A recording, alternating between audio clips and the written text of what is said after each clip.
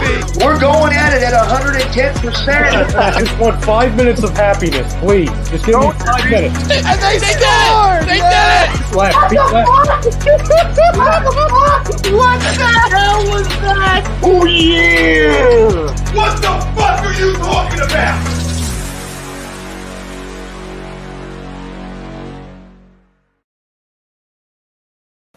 All right, fam, what is up? We are back for another episode of the Weekly Roundup. I'm your host, as always, Steve Rochelle, being joined by the guy to my right, Mr. Zach Burr. Zach, how we feeling this afternoon, this evening? How you doing? Okay, there we go. Now we're good. Now we're not all over the place. What's up, Steven? How are you? I'm doing good. You know, just your typical nonsense on the weekends, as we always got to do. You know, life's getting crazier as we're getting closer to the holiday seasons upon us. You know, we're in bye week, so everything's a little bit crazy. A little you know, when it comes to that, you know, fans are a little wound up as per usual. But you know, we got a fun one lined up for you tonight. You know, we're gonna talk some Eagles. We're gonna talk about this big matchup that's you know, important moving forward right now. That, you know, tomorrow with you know, the Cowboys and the Redskins. How people are gonna feel about that. We're gonna talk a little Sixers. Obviously, you know that they're gonna be going at it tonight against the Golden State Warriors. That should be a fun little thing. We'll talk a little bit about that. We also got another guest coming on in that second hour, and that's recently turned professional fighter Patrick Brady over there at Martinez BJJ. You know, another Philadelphia fighter. He's looking to kind of make a little name for himself here. You know, just seen an article come out. He's trying to be, you know, one of the older guys on this UFC circuit. Let's see why he wants to be one of them guys. He had a big win last weekend again. You know, for that professional debut. You know, taking care of things. He actually vacated his amateur title as he was doing that. So obviously, you know, he's getting ready to make that big jump. And, you know, he's a guy. He's got a lot of good guys in that room with him. You know, over there, Martinez BJJ. So it's gonna be fun to talk a little everything. You know what I mean? I think we're gonna have a nice mix of things, and I'm sure Zach's got a few things he wants to throw into it. You know, we were just talking about a few things off air. We'll talk about with some of these NFL topics. But go ahead, brothers, get it in before I do the read. I'm just saying, you haven't moved on my screen in 3 minutes, so I can hear you, and I've heard you just fine. But your picture has not moved in 3 minutes. I got a nice can you see me and hear me fine, or? I'm seeing. I mean, which fine, one of us is usually it's my I'm connection? just letting you know we got a strong signal over here, brother. I don't know what you're talking about. I don't see any. You know, we good on my end. All right. That's what I'm talking about. I just wanted to make sure that you were going to read the read. No problem. In case I had to read the read, Stephen, I can come to the rescue and make it happen for you. And speaking of which, you know, obviously, you know, each one of our episodes, you know, here at the Weekly Roundup is brought to you by our good buddy Alan Foy over there at eXp Realty. And if you're looking to buy or sell a home, you're looking for a career change of brokerage, contact Alan Foy at eXp Realty LLC at 302-682-8820 or visit him at Alan Foy at exprealty.com. Now, I suck when I'm trying to be funny. I was trying to point at you the whole time because I was trying to point at you the whole time because I thought, oh, like Steven's looking for a home. So if you're looking to buy or sell a home, and I tried to point at you, but it's really pointing at me, and it fucked the whole thing up. Okay, there we go. Quick, do the read again so I can be funny this time. Well, Alan knows what's up. I've been hitting him up. I am trying to get rid of my mom's house a little bit. So, you know, we'll definitely. Yeah. I'll let you guys know how that goes, and you know, and hopefully in the next few months we can get that worked out. And you know, I could do another type of read. We could do a little specialty one. But speaking of reads, you know, we got to go right into this next one as we're getting ready to head into touching on our poll question for tonight. You know. make sure you guys are also, any of our local fam, make sure you're checking out Gleason's Bar located at 6700 Mill Creek Ave up here in Levittown. Use that promo code A2D for 10% off your order whenever you dine in, eat out, online, whatever. Gleason Bar and Steaks.com if that's what you're doing, if you're ordering out for the evening. But somebody find out if they can send me some cheesesteaks, Stephen. Man, make sure you like, subscribe. You're hitting that pan like doing whatever it is on whatever platform you're tuning in tonight. Are the Philadelphia Eagles fans rather see that Washington football team win over the Dallas Cowboys? Agree to disagree, fam? Let me hear your thoughts in the chat here. This is such a great question, Stephen, because there's these people out there that say that we should be rooting for the Cowboys over the next few weeks because technically them winning would help us and our chances at making the playoffs and yada yada. And I get all that. I never ever will I ever be rooting on the Cowboys in my Philadelphia fan. Like, I don't know. Like, what? I might root for them to tie, like, before I'd ever root for them to win. But I will never. Oh, you root for Dallas to win? Go suck on your sister's nipple. Like, are you kidding me?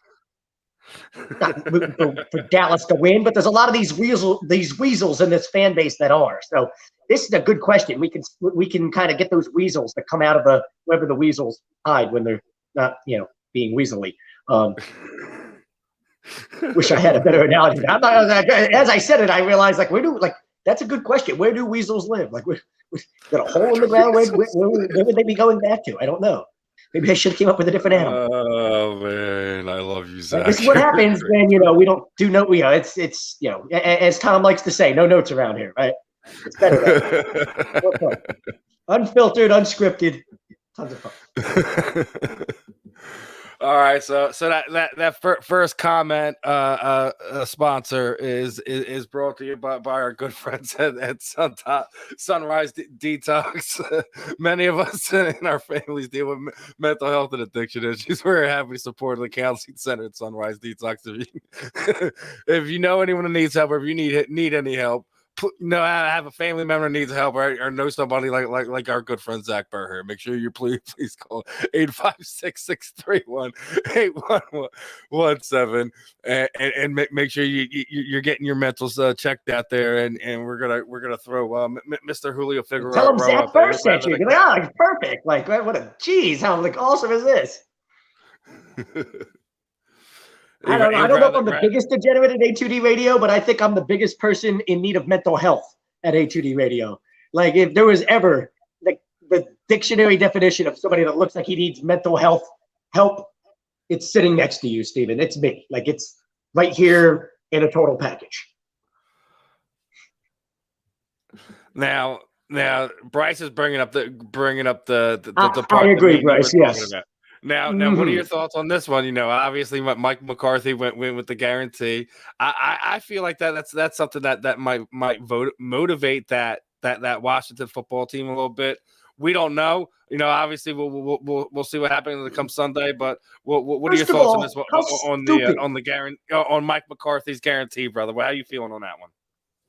It's just, if this happened in Philly, like, people go, don't you like the Mocs? Like, no, they're already got a division opponent nipping at their heels that's coming in, already like playing really good football, raring to go, ready to whip their ass. And then you just give them this? You just give them this ammunition? Well, we guarantee we're going to win on Sunday. Washington's like, yeah. And you're like, we were just going to beat you before. Now you've got no chance. Dallas has no chance tomorrow. Maybe I'll just say that. I'm not one for guarantees, right? I'm not using the G word in the way Mike McCarthy is. But whatever your chances were of winning that game, you could cut them in half now after you say something like that. That's the type of ammunition, firepower that you're giving an opponent.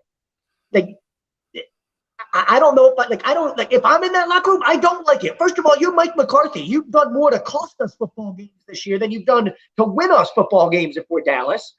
Tons of penalties, bad challenges, bad timeouts, really ridiculous things going on. Someone's taking a shot at you now, Zach. What happened now? Is this one of your buddies here? or it might be. He might know some stuff. I mean, I was on Adderall for like a long time as a kid. Force fed a lot of ADHD medication that was just, it was not good for my mental health then, and it's probably had a long-term effect now, for being honest. You know what I mean? Adderall was, that was, it's like being high on cocaine 24/7. Oh, wait, how would I know how that feels like? Never mind, I didn't say that. Oh, man. Anybody I'm not accusing anybody, but we know there's some degenerates out there in the chat room that know what I'm talking about. Yeah. You ever seen one of these tweakers that like just goes for like without sleep for like 36 hours at a time? That's what it feels like taking Adderall when you're 15. You're taking 3 times too much, the amount that you're supposed to be taking because doctors are stupid. You end up in fucking rough mental places like this, Steven. I'm gonna plug my computer in. I forgot to plug it in. Oh man. There we go. Yeah, on a serious note, Steven, like when you talk about like teams don't need any more motivation to come in, like division opponents don't need any more motivation. Washington doesn't need any more motivation to come in there and beat Dallas. Why would you say this? I'd like it more if Dak Prescott said it. At least Dak's like, hey, like, my team, they're on my shoulders. I haven't been playing well. I'm going to step up and do something. Like Mike McCarthy stinks. Like, and I bet you half of the people in that locker room think he stinks and really don't like. They'd be like, I don't care if this guy's the head coach or not. Like, Kellen Moore could do a good job. We got a lot of people. Like Mike McCarthy ain't doing nothing but help us lose games. Tom's in the house, and he's disagreeing with the poll question. Well, of course, Tom's going to disagree just because I agreed with it. Is that what it is? Is that what it is? Let me throw it back up there. Philadelphia fans would rather see Washington football team. I want to know why Tom would rather see Dallas win. Like seriously, like I know because there's no way Tom's gonna look me in his face and tell me he's sitting on his couch on tomorrow rooting for Dallas. Stop it. I know what he's saying because he's gonna bring the playoff thing up. But yeah, exactly. This guy knows. Hey, we're talking to an expert here. Yeah, it's more like prescription meth, not prescription heroin. But yeah, I mean. Neither one's any good. That's not a good it's not good to be getting. Oh yeah, we got this prescription for you. It's like 3 times on as long Dallas loses, he's happening. It doesn't help that Mike McCarthy guaranteed a victory for Dallas. Well, yeah, I'm just trying to be practical and be funny about you think some people in that locker room when he said that didn't go and like look at each other sideways. Like, is this guy for real right now? Did he just say this? Like, oh my God. Like, if Dallas doesn't do a good enough job of already shooting themselves in the foot, this dude just went off and shot off. Like, forget shooting yourself in the foot. He shot off his whole foot. Like, Mike McCarthy didn't just shoot themselves in the foot. He might have just shot their foot off. Like, the entire left foot is gone. And fib bone down. He just blew it off with a shotgun with that statement. I guess they're not going to have him for the role of my left foot. The Vegas line's a little weird in that game. I think Dallas is favored by too much on the money line, at least. They're like 4.5-point road favorites, but he loves that. Maybe Vegas tells us Dallas rolls putting that extra weight on himself. Yeah, and then he put some laughing faces in it, so that kind of means there's a lot of sarcasm there. Love that. Dallas, I do too. It's hard. If Dallas win, I mean, I guess the argument is right now. When Dallas wins, it's not that it makes it. It's going to make it harder. You want them if you're in the camp all in. Make a run for the playoffs. In a perfect world, perfect scenario, you do get in, you get that 7th spot, and you wind up having to play Dallas, back-to-back weeks, and hopefully one of those things you can kind of get a hold of it, get the familiarity, and maybe steal one, and possibly get out of that wild card round is kind of what I think some of the fans are kind of looking at. Exactly what they're looking at. But and that's going back to some of the other questions that we have around this team right now. Obviously, a lot of people are split we're in a bye week, so we're gonna have some split on some things. Obviously, Chris over here is throwing it in there. How you feel about Merrill back and Hurts? Like, listen, that's what we were talking about. After Jalen gets hurt, it was kind of a last minute thing where the ankle, they didn't want to push the ankle injury, pulled up from the Jets game. Gardner Minshew steps up and does a good job passing the ball, right? Obviously, he didn't have a perfect game. He left some points on the field, but overall looked better throwing the ball. So now a lot of people who were already high when Gardner was brought in as Jalen's backup, as it was anyways, a lot of people who, area HD fan base, that the Eagles have both locally and around the United States, we're kind of hoping that he would get a shot at some point. And by him is, obviously we're talking about Gardner Minshew. So the question is now, are we now in this quarterback controversy? I don't feel like we have a quarterback controversy, but obviously I know Zach has definitely got some things to touch on when it comes to Gardner Minshew and Jalen Hurts moving into, obviously we have a bye week, but next week is going to be kind of the thing. Who is the guy going to be moving forward? Who should be the guy moving forward? You hear a lot of people sitting there say, "Hey, Jalen's kind of earned this spot at this time. The 2021 season should be his. Barring major injury, to get a solid look at him." That's the big part I disagree with. That's the thing that bothers me the most. Now, here you go. God, brother, go get it in. Oh, you say, he's earned this. What has he done to earn it? What has Jalen Hurts done at any point this year to earn the right to continue to start going forward? Like, I'd agree if he's played well. With that thought, actually, hold on a second. We got it was stretched. But I don't think he has. So we got Ben up in the back. So give me 1 second here, brother. Let's quick pause and switch gears just for half a mo. Right? And obviously bring cut off in the middle of one of my rants. Yeah, you're in the middle of your rants. This better be good, Steven. It is good, obviously. And with that being said, yeah. I'm with you. Look at those chains. Speaking of good, those chains are phenomenal. We're being joined by our guest for this evening, and he is our first guest tonight, Mr. Ben Troop, a veteran and an NFL tight end. Obviously everyone knows him for his time with the Tennessee Titans, and this interview is brought to you by Manscaped.com. Head over to Manscaped, 20% off that code, free shipping with that HUD code, Manscaped.com. Unlock that confidence. As always, use the right tools with the job. Ben knows about being with a man with the right tools for the job. Obviously, NFL veteran. They're down in Tennessee. How we doing tonight, Ben? I'm doing good, man. My apologies for my lateness, but how we doing? How we doing tonight? There's so much to talk about in the NFL this week. If you're 5 minutes late, 10 minutes late, you could have been an hour late. We would have still been fine, my friend. It's so much going on in the sports world right now. It's just the fun time. It's that time of year. A lot of the high school kids. If you're really into it, it's their time to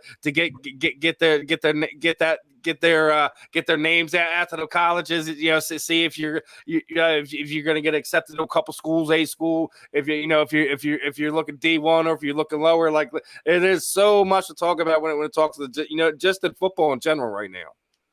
Yeah, it is. It is a lot going on. When you think about the high school championships, early signing day is coming up, I think, next week. Every time you turn on the tube, it's a new coach going to a new place. I mean, from Lincoln Riley to Brian Kelly to freaking Dan Lanning, the defensive coordinator for Georgia. Yesterday it was reported that he was going to Oregon. They came back and said it was inaccurate. Who didn't come back today to say, oh, no, it was accurate. He is going to Oregon. So, I mean, listen, I think it's a crazy time because people kept asking me how big did I think college football can get. I remember when $1 million, $2 million a year was just out of this world numbers for a coach to make. Coach making 10, $15 million, depending on incentives. So when people ask why amateurism has never, ever been a real thing in college athletics, you telling me an amateur can help a coach get $10 million a year, $6 million for a housing budget. Both of their houses paid for in Oklahoma, and their wives and kids get 24-hour access to a private jet. Yeah, that sounds like amateurism to me. Hey man, now here's the thing. Obviously, the amateur athlete world has kind of changed a little bit. Obviously, you got with some of these guys being able to be paid for their likeness, things of that nature. Being a guy who comes from a different era, do you kind of wish you could kind of put yourself into a different century right now to kind of be like, I wish I could put myself like 5-10 years down in the future when these guys really start being able to kind of get money and see how you really could have done yourself in your professional career. Like me and Zach talked off the air so many times. Would you imagine how much money like some of those UFC guys would have made back in the day? Hell, the Miami guys in the 80s, that program, those guys would have probably made a whole lot of money. Like, so it's really interesting. And we're just talking about making a whole bunch of money about college football. we already know big money's in NCAA basketball. We already know. I wish I could get some back pay. I mean, I don't want to listen. I'll take that. But I will say this. There were a lot of guys that didn't benefit from what I benefited from when I was at Florida. The guys that paved the way for me, the Kevin Carters of the world and Danny Wolvers of the world, Ike Higgs, Riedel Anthony, and so on and so forth. What people don't realize about the NIL, though, that's not everybody. Like, I get that everybody has access to NIL deals, but the reality of it is everybody's not going to get a deal. Like, people was thinking, it's going to be the Wild Wild. Well, think about it. DJU, Clemson, Bo Nix, Auburn, Spencer Rattler when he was at Oklahoma. These are names that everybody knows. What about the backup quarterback? What about the third string? What about the third string offensive lineman? So when people thought, my kid is a 5-star because your kid helped that business of trying to give him money, I was in the National Football League. And I remember when I got there and I was like, wait a minute, everybody don't got a shoe deal? Or the apparel deal? No. Wait a minute. Everybody doesn't have a dealer car? No. Everybody doesn't have a deal to where they're making extra money? That's the biggest misconception. The hardest thing to be is marketable. That would be the hardest thing. Like, think about it. When I came out of the NFL, you know who was the dual threat quarterback? Michael Vick. Is there anybody like Michael Vick at the time? You had Donovan McNabb. I played with Steve McNair. There was the Michael Vick experience. He had a freaking commercial about him. Like, I want to be him. So I think what happens is, and every time a big time player in college has an NIL deal and he doesn't kind of like meet the terms, that's going to hurt the next guy because they're not that different when you talk about. But I do think it's great, but there isn't no pressure on no college. The colleges don't got to give any more money. They don't have to do anything. There is no money left in college. Let them tell it yet. $1 billion in facilities. Look, I like facilities like the next person. I don't. But as a player, I don't care. I got my own personal smoothie machine. I can press raspberry and it comes. I don't care about it. Like if we're being honest, right? Somebody go, hey man, you want the smoothie machine or you want the money to buy it? I'd rather get the money because I only drunk smoothies because I went to college. I'm a country boy. I don't know what the hell a smoothie is. I ain't never had it before. So when you think about the totality of it, it looks good, right? That's like saying, not to compare the two, everybody in America has access to health care. Most people can't afford it though. Like we all can get it, but the one I can afford, the health care provider I want to go to probably don't even take it. Oh, we don't take that one. Blue Cross Blue Shield, hell no. Blue Cross Blue Shield, that looks more like a car payment. That looks like a freaking house payment. So I knew it was gonna be good, but my best friend's wife played softball in college. She's a student athlete. Will she have same access I would have? And that's what people get. The demand, the work ethic is the same for these student athletes. Whether you go to University of Georgia or whether you go to Georgia Military, the work ethic is the same. But everybody's not getting the same access to this money. And let me say this: it ain't always about money too. Man, I'll take a free car. I'll take a free car. I'll take a free car, a gift card to Walmart, a gift card to Best Buy. Listen, I'll be the dude you hate to be behind in the line because I'm pulling out them gift cards, swiping all day. Of course, that wasn't going on in softball, which might sound unfair, but probably wasn't going on a lot in baseball either because those sports make money, but they're not making the money that football and basketball and sports like that are making for the university. So just the way the revenue of it's all going to work, whether it's fair or not, is the athletes from those two sports are probably going to get the the majority of these NIL deals that we're talking about. I think what's funny to me about it is all the people now that if we're just being honest about it, we all know that college athletes were getting paid for a long time. If you were good enough in football, you were getting paid somehow, some way by your university. Nick Saban owns car dealerships in Alabama, for God's sakes. That's unless you're naive, that's an open secret. Now all of a sudden, these deals, I guess it makes it more legal. But I'm like, why not just be like, fuck it, make money however the hell you want? Why is an NIL deal necessary? Why not just make it not illegal to go out and sell my name for however much money I want? I mean, how many guys have gotten suspended before for, I signed a bunch of autographed pictures of myself and sold them for this amount? Well, you can't do that. The NCAA is going to suspend you because you accepted money for selling autographed pictures of yourself. Well, they're my pictures. They were my cleats. They were my jersey. What? Who are you to tell me I can't do that? Why not just make that legal and be like, okay, we're not going to penalize you guys for that anymore, instead of just coming up with this stupid concept of, I guess they want it contractual or something. That's the point of it being an NIL, right? They want it in writing. It's a contract, that sort of thing. They want to still be able to, I guess, regulate it in some way. I don't like that part of it. Absolutely. Well, make no mistake about it, fellas. Let's not confuse ourselves. They don't trust the players, right? And then I don't think people understand what happens when you sign a national letter of intent to these schools. You're signing away everything. They control everything. It's almost like if you guys are you guys are like, I'm a rapper, singer, songwriter, and I sign a contract with y'all. Y'all have access to everything I do, everything. On top of the fact that I don't know about negotiations. I get that part, but these colleges don't trust these players. When I was at the University of Florida, and I love going there, we stayed in a hotel the night before the home game. We're not on campus. We stay at a hotel. They want us funneled together. What's the likelihood of an 18 to 21-year-old in college that plays football making it to the game and we can go out that night? There's 0% chance. Now, I'm going to make it to the game on time. So I think 100% ready to play. Absolutely, but always remember this: if I'm 8, I got to college at 17. I think like a 17-year-old. I remember, look, I might have the body of a grown man. I have the mind of a 17-year-old. I just play football. People be thinking, "Oh man, you got a different." No, I don't. I just know what my schedule is. But this is what really makes me mad though. A coach get a free car because it's sponsored. He don't even. Coach get a free cell phone. This is the head coach now. He only wears whatever the school apparel is. He gets access to private jets every time he eats his comped, and he still makes millions. Now think about that. He still makes millions on top of all that stuff. Me, I pay for my cell phone. A guy with no job that don't have enough time to get a job. Me, yes, I'm gonna wear the Florida Gator stuff. That's cool. But if my lady want to go to the movies, I hope she works because I don't have any money.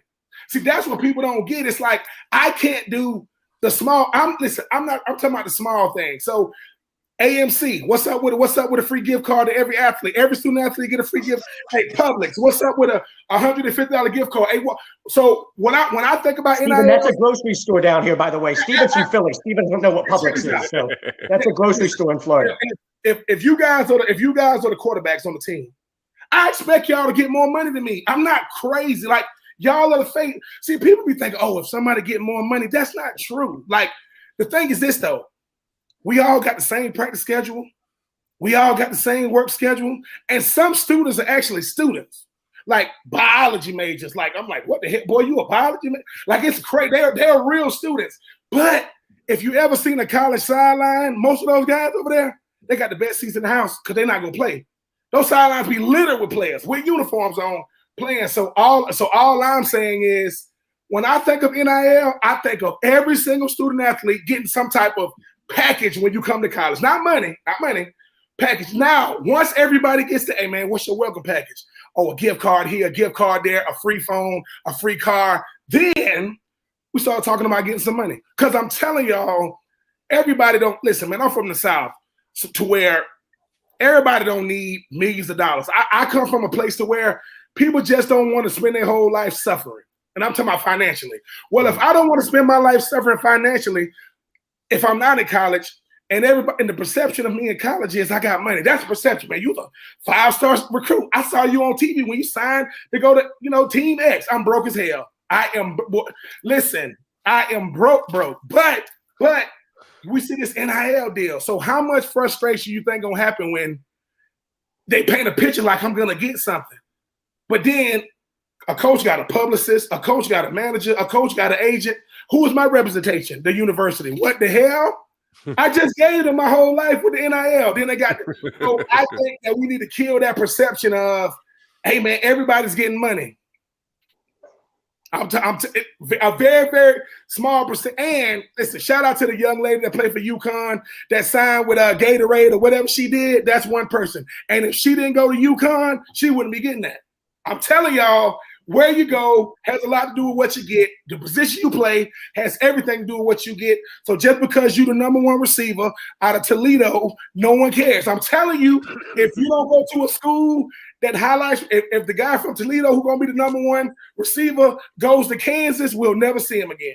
But if he goes to Oklahoma or Texas or Alabama, household name. So, hey, man, who you know. That's basically the game the way it is in the college game right now. It doesn't matter if we're talking basketball, football, whatever. It's all about what school it is. What you spot on, Mr. Troop, right there, spot on. I got an idea for you, Ben. I got an idea for you, real quick. And tell me if you like it. Comment, I think you're a little off there. That's probably a 1%. Yeah, that was a little bit of a low blow. Cognac gang. You say student athletes don't study, they get a free ride. Other students do their homework. Sounds like you got a little hate in your blood, homie. You should have got somebody to do your homework. You should have got somebody to do your homework. And listen, if you was in college and you had a girlfriend and she didn't help you with your homework, hey man, you wasted her time and she has wasted your time too. So I'm sorry. I mean, hey, I'm sorry about that. It's all right. Now, Steven, real quick, I wanted to ask about. I wanted to actually like a serious idea past him about what he was talking about. Because do you think like a good alternative to something like an NIL would be like a monthly credit card type of thing to all student athletes? Like it's got a certain balance on it. You're able to go out, go to dinner with your girl. Take your girl to a movie. Go here with it. So it takes care of those things you're kind of worried about. Where the college is supplying a credit card with a certain limit to you. Obviously, it's got enough money on it where you don't have to worry about paying for things. But is that a better alternative? That sort of thing. It could be. It could be. But the reason why I said gift cards is this: the gift card only benefits the company that's giving it to you. Like there is no risk. I always remember this, fellas. Look, when I first got to college. And I got to college in the summer of my freshman year. So I got to college like a semester before I actually enrolled. And after they paid my tuition, they said, all right, you left with like $1,700, right? They said, you want an automatic deposit. I didn't know what automatic deposit was.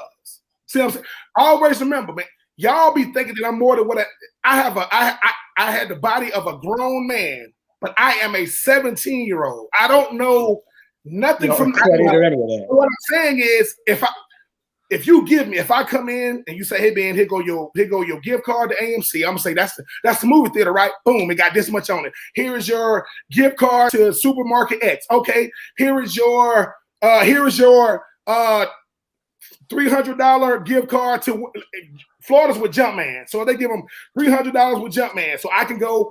So now that's on top of my meal plan. Now, and if you got a car, you give them a gas card. If you got give them a free set, because what I'm telling you guys is don't worry so much about the money. I'm broke. I am used to being broke. I can live with that part.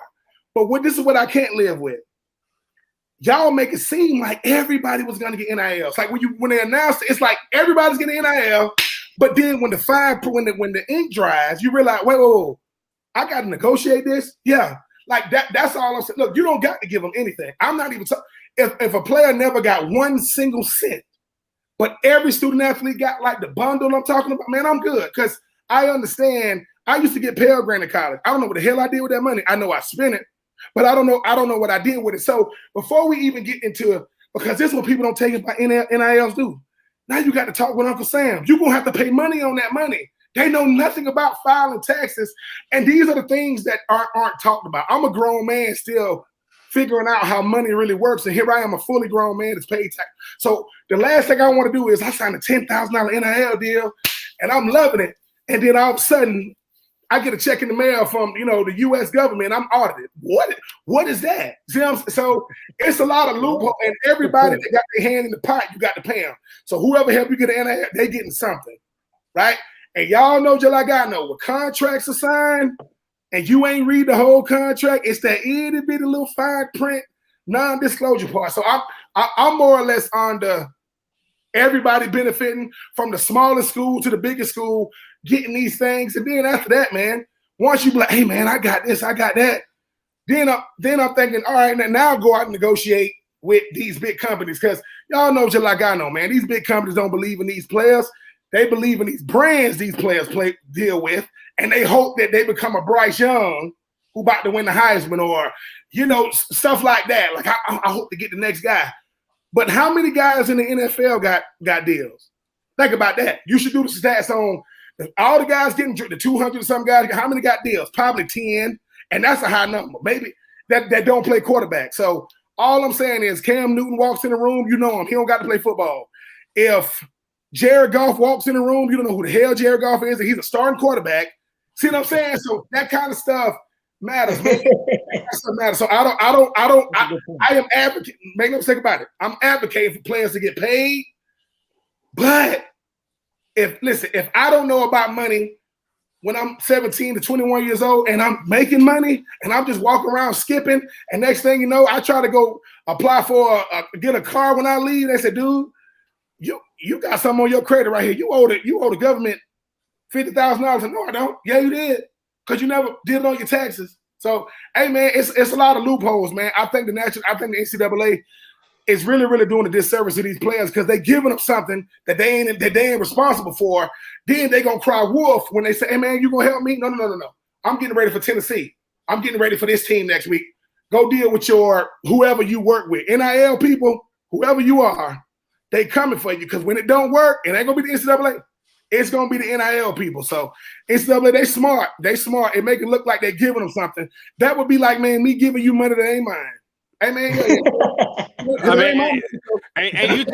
and you touching on something that I'm getting ready to deal with because my daughter's getting ready to go into high school and I'm like these kids are so unprepared for things of that nature and like they waste their times on things that they don't really need to worry about. Like there should be some courses that teach the just kids these general things in life that we're talking about, filing taxes, doing things of that nature. Especially some of the student athletes who are going to be signing contracts and things of that nature. Make these kids these kids familiar with the banking world and how it really works. Yeah, all I'm gonna say is this, man. Colleges is set up for student athletes who don't come from middle class families. When I say middle class, I mean if a kid is used to being able to see certain things, like they've handled certain things. I ain't talking about $100,000, but it's important that your kid has experienced stuff like they've had a bank account before they get to college. They dealt with having a credit card with a very small limit. These are things that the average American don't have. Like most people only got bank accounts because don't nobody do physical checks. They do direct deposits. So that way when they get to college, man, and they can say, hey, Pop, hey, Dad, I got this NIL dude talking about he want to take 20%. Put him on the phone. What? You see, it's like because 80-20 sounds good to an 18-year-old, but you thinking, who gets 20% of your? You see what I'm saying? And you don't want nothing from your kid, but to protect them, right? Like that's my kid. I'm gonna protect them for life. So I think the biggest thing for me is the NIL is listen. It's a good and bad thing. It's good because people see the potential to make something. But what am I giving up? Like, what am I losing? Because if Spencer Rattler signed a big deal with Oklahoma, he's in the transfer portal. So is that language in there? Like, do we have to get that money back? Because make no mistake about it, fellas, we're still talking about a very, very small percentage of people. Just like going Division I. I went Division I. It's 130 Division I schools, whatever. 25 scholarships. That's nothing compared to how many kids play high school football. So when you start, and basketball is even less. Your daughter, they actually get the most. They have more followers on social media because of, especially they play soccer, baseball, gymnastics. So you got to protect them more.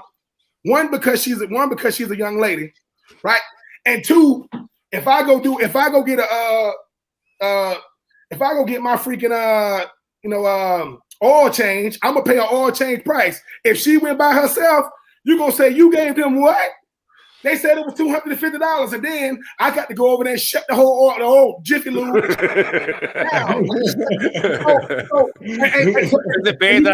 it bad I used to be an assistant manager at a Jiffy Lube at one point in time in my life? This is the type of people ripping off your kids, bro. And right here. I promise you, the guy that trained me was one of the guys that was on. They caught on video, like not doing the service. He was the guy that trained me. I promise you. I promise. Man, listen. All I'm saying, that's so funny, man. All I'm saying is, right? They need to know the pitfall. Like, listen, man, don't tell me the good part. Tell me like the pitfalls, because in a sense, that's all it really is, man. People take advantage of what you don't know. That's anybody.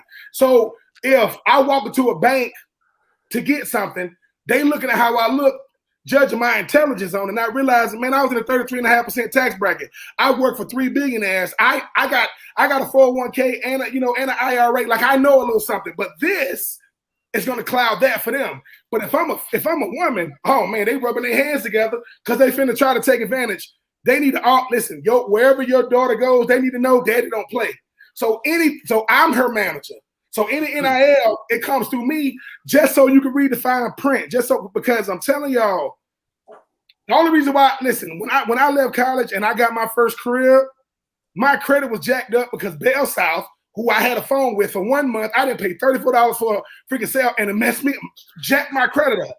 But I didn't know about this. You see what I'm saying? So it's that stuff like that, man. I want this to make mistakes, have fun, but they coming for him, man. And the better your kid is, the more coming. Y'all need to see that movie King Richard about Serena and freaking that stuff is happening right now. Somebody sitting in your room telling you I can give your kid $1 million.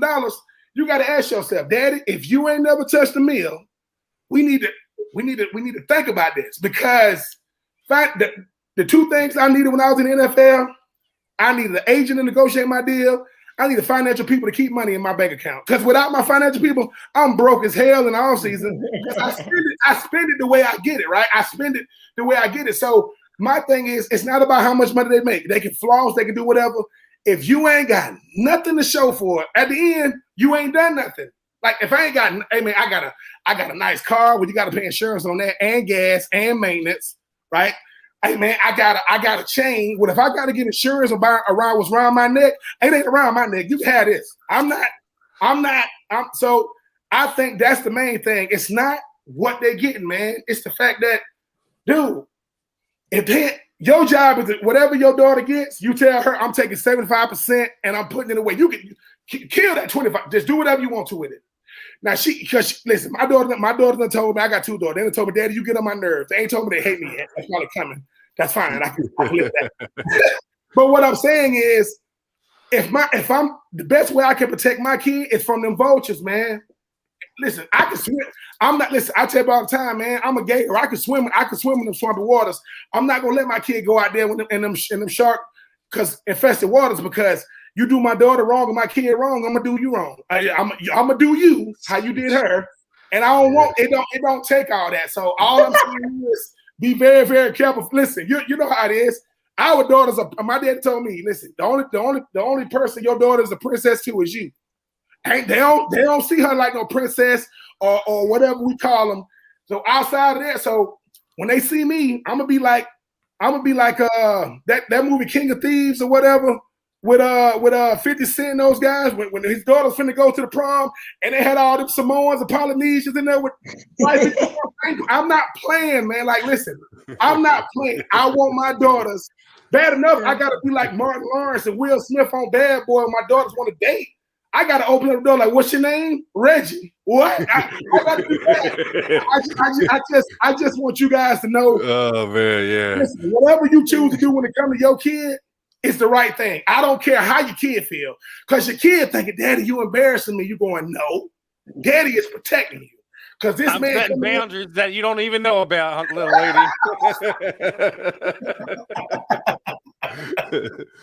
I do want to switch gears real fast. You know, I know we're having a little fun with that one.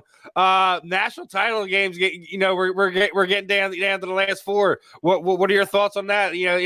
Cincinnati got in. Not a lot too people are too happy about that. Michigan's up in there. We might see some might hear some new names coming for that early January game, right? Yeah, I think the most dangerous team left in the tournament is Michigan because Michigan finally got over Ohio State. Like, it's something about Harbaugh.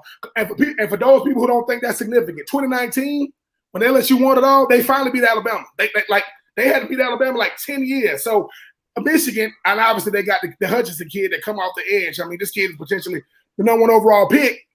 Big Ten football is not a good matchup for any other conference. Because watching them play each other, like, oh, it's slow, they want to run the football. But when you play them, they can adjust to anybody because they play defense. Like, Michigan got them cornbread-fed offensive linemen that can block and they can pass block. They got defensive linemen that get after the quarterback. Stetson Bennett, he's 5'10", 190 pounds. He's going to be 5'10", 190 3 weeks from now. And they coming for him. Now, that doesn't mean that Georgia ain't gonna win the game, but the one thing Alabama exposed for Georgia is fatigue. If that front seven can't get to that quarterback, because I never knew how good the secondary was for Georgia. They didn't look too good in the dome in perfect conditions, and that front seven didn't get there. That was a long game. Now, the best set of cornerbacks left in the tournament play for Cincinnati. Kobe Bryant and Sauce Walker, them boys, listen, they don't give up touchdowns. Like, they just don't. Like, they don't. And this same Cincinnati team played Georgia last year in the Chick-fil-A Peach Bowl. Georgia almost lost to Cincinnati. So this ain't a Johnny-come-lately type team. Alabama is the team to beat, even though John Mechie is out. Bryce Young is about to do something that Alabama has never done. That's win the Heisman quarterback. That's crazy. They never had a Heisman. That's your pick. At quarterback, man, he just dropped his early Heisman pick. There, I want Hutchinson. I think I want to see Hutchinson be the first defensive player to win it since Woodson. This is the thing about Hutchinson. What I always remember about Charles Woodson though. Charles Woodson also played receiver and he also returned kicks. And that's why Charles Woodson did it all. That's why he won it. Now hold on. I'm not saying Hutchinson ain't good enough. I'm not saying he's not good enough. But Hutchinson don't have better numbers than the kid Will Anderson from Alabama. Will Anderson, how is he not a Heisman Trophy? Keep Hutchinson there, but you should have added a fifth. I think it's going to be Bryce Young because of this reason. Bryce Young had a Heisman Trophy moment, and I'm not talking about the game he had. When Bryce Young picks up the first down on third and long, and he fumbles the ball and gets it back with all those Georgia guys, that's his Heisman moment. Like, give me that ball back. And I just think that y'all know it's a quarterback award. Let's just call it a Heisman, unless it's just a 2,000-yard rusher or a because Charles Woodson won it against Peyton Manning, Randy Moss. So that was a star-studded group. But I think it is Bryce Young because when you go from Jalen to Tua to Mac Jones, people think, is Bryce Young good enough? Yeah, the young man is good enough, and he's following those three guys. Listen, if you in New York, dude, that's forever. So if you listen, Aiden Hutchinson, that boy's in New York with his suit on, next to Pickett and C. Stroud, that he's won. He get to say forever, I was a Heisman Trophy finalist. Like that to me, it don't get much, but I do think it's gonna be Bryce Young. It's probably gonna end up being the rematch, but I wouldn't be surprised if it was an Alabama-Michigan national championship. And listen, and if Michigan win the national championship, the Cowboys gonna win the Super Bowl. The world, people, is about to change. Oh man, you just broke my heart, saying saying Wait, that. The Cowboys going to win the Super Bowl. Now actually, he done did it now, Steven. Get too far into that, I do want to get some NFL stuff and get Ben out of here too. We've been going at it a little bit. Obviously, you mentioned Steve McNair. And a lot of Eagles fans that start, over the past few months have been throwing his name around when talking about Jalen Hurts. And now, obviously, he had a real tough time last time he was out in the Giants game. Was injured last week. The Giants game was, like I said, was a rough one for him, both physically and numbers wise. It was probably his worst game as a pro. And now we're getting the good old quarterback controversy here in Philadelphia. People want Gardner Minshew. They want to see him play out the rest of the season. They've seen enough of Jalen Hurts, things of that nature. What are your thoughts on the outside looking in? Is Jalen Hurts what a lot of fans want as a franchise quarterback, or is he just another guy at this point in time? I do think it's a franchise quarterback. I think Gardner Minshew plays the best Robin role you're going to see in football. He did it when he was in Jacksonville, right? Gardner Minshew, unfortunately for him, he's a sizzle with no steak. Good enough to win games. I don't know if he's good enough to take a franchise to the promised land. Jalen Hurts is a guy to where, Carson Wentz, he's out of town, right? Joe Flacco older than me. Talk about you finna have him at the quarterback position. Gardner Minshew is why everybody needs a solid backup. Like, he shows a backup's role is to make sure that if the season is going good, he don't derail it. We can keep going. And the thing is, I think sometimes, Philly, listen, y'all Philly fans, y'all rough. Philly fans are fair. I'm going to tell you why. Philly fans will boo you, even if you're a Philadelphia Eagle, if you stink. I've seen them boo Donovan McNabb. And I don't think they've ever booed Brian Dawkins. I don't think that's a lie. I don't think he played that bad to get booed, I think there was times like he was here and made a bad play, etc. Why I don't think it's a quarterback controversy. Yeah. I think sometimes that's the easiest thing to say, right? Oh, it's a quarterback. Look, when it comes to quarterback play in the NFL, you got good quarterback play, you got elite quarterback play, and you got everybody else. It is not a lot of good quarterbacks in the NFL. I played for the Titans. We got Ryan Tannehill. Y'all know what I'm talking about here, people. It's not like people are just listen. It's a difference when you wear the jersey of a team because that's your team, and you wear a jersey of a player because you lost a bet or something. Some of these quarterbacks, let's face it, man. If anybody is comparing Jalen Hurts to Steve McNair, somebody need to slap him in the face with baby powder. They have lost their minds. Yes. It's disrespectful. Thank you, Ben. I've heard crazy stuff over these past few months. I've heard they have Randall Cunningham-esque things. I'm like, listen, Jalen Hurts, as much as I like some of his playmaking abilities, he's not Randall Cunningham. He's not any of these guys. He's not Donovan McNabb. Listen, Jalen does have special qualities that I think that transfer over to the NFL. I know a lot of people are wanting to pull out. Listen, give him the last 4 games and let's see what he can do. Worst case scenario, he isn't the guy, and all you're doing is improving your trade value on the guy around the league. Worst case scenario, like anyone who's sitting there, like I know Gardner, that's what you want Gardner Minshew to have a good game. And granted, there's still much to be desired with Jalen. He needs to work on some things, particularly with throwing the ball. Well, that's the problem with it, right? Between him and McNair is McNair could zip the ball. McNair could really hit the ball. Matt could do it all. Mac was the 3rd overall pick out of Alcorn State to the Houston Oilers. Like, that's when you know you're good. If you coming from an HBCU. But I will say this about Jalen. It wasn't Jalen's fault that he hit Rieger in the hand twice for game with a touchdown. That wasn't. He hit him. But it was Jalen's fault that he left 20. That he left 6. That he left 2 touchdowns on the board and threw 3 picks and was absolute garbage against a really bad defense. He was. But this is the thing, though. This is the thing. Will we be saying the same thing about Patrick Mahomes that he didn't win Super Bowls? If I was a quarterback coach, don't look at Patrick Mahomes. You know why? Because he do the things you're not supposed to do. And the thing about Jalen is beloved by two college teams, Alabama and Oklahoma. People thought that Jalen Hurts was gunshot. He go over there with Lincoln Riley and light it up. He lit. He was in New York. All I'm saying is, quarterbacking, man, you got to give it time, man. If we would have Peyton Manning has the rookie record for most interceptions. How did his career end up? But you know what they gave him? Rookie record for most touchdowns.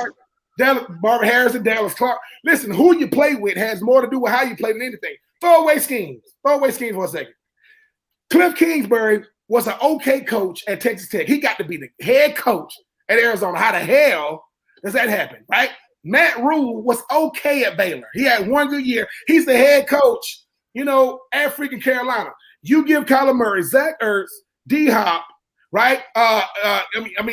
All these guys, and look, best record in the NFC. All I'm telling y'all is who he has around him, because Goddard, I like him. Goddard, I like the tight end for Philly. He wasn't dropping nothing when he had Gardner. And he's a good freaking tight end. If Rieger just came along, because, man, Philly, y'all got a good D. But this has more to do with the fact that Philadelphia fans, y'all really know sports. Y'all know hockey. Y'all know baseball. Y'all know football. Y'all just know. Y'all like they tell the offensive coordinator. That's the wrong formation. Y'all know what y'all looking at, right? But listen, but I will say this. Washington, Dallas, New York, the last team to win it in the NFC were the Eagles, right? Y'all the last team to win it. Dallas Cowboys spend money like the freaking Yankees. They're not going to win that. I know. I'm not going to win that. I love hearing that. Listen.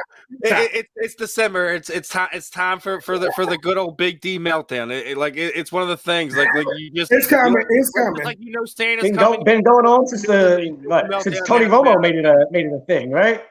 Now here's the thing. As you're mentioning everyone off in the division, a lot of people are wondering: is Philadelphia this football team a playoff team with what's left in the record, with how everything's playing out?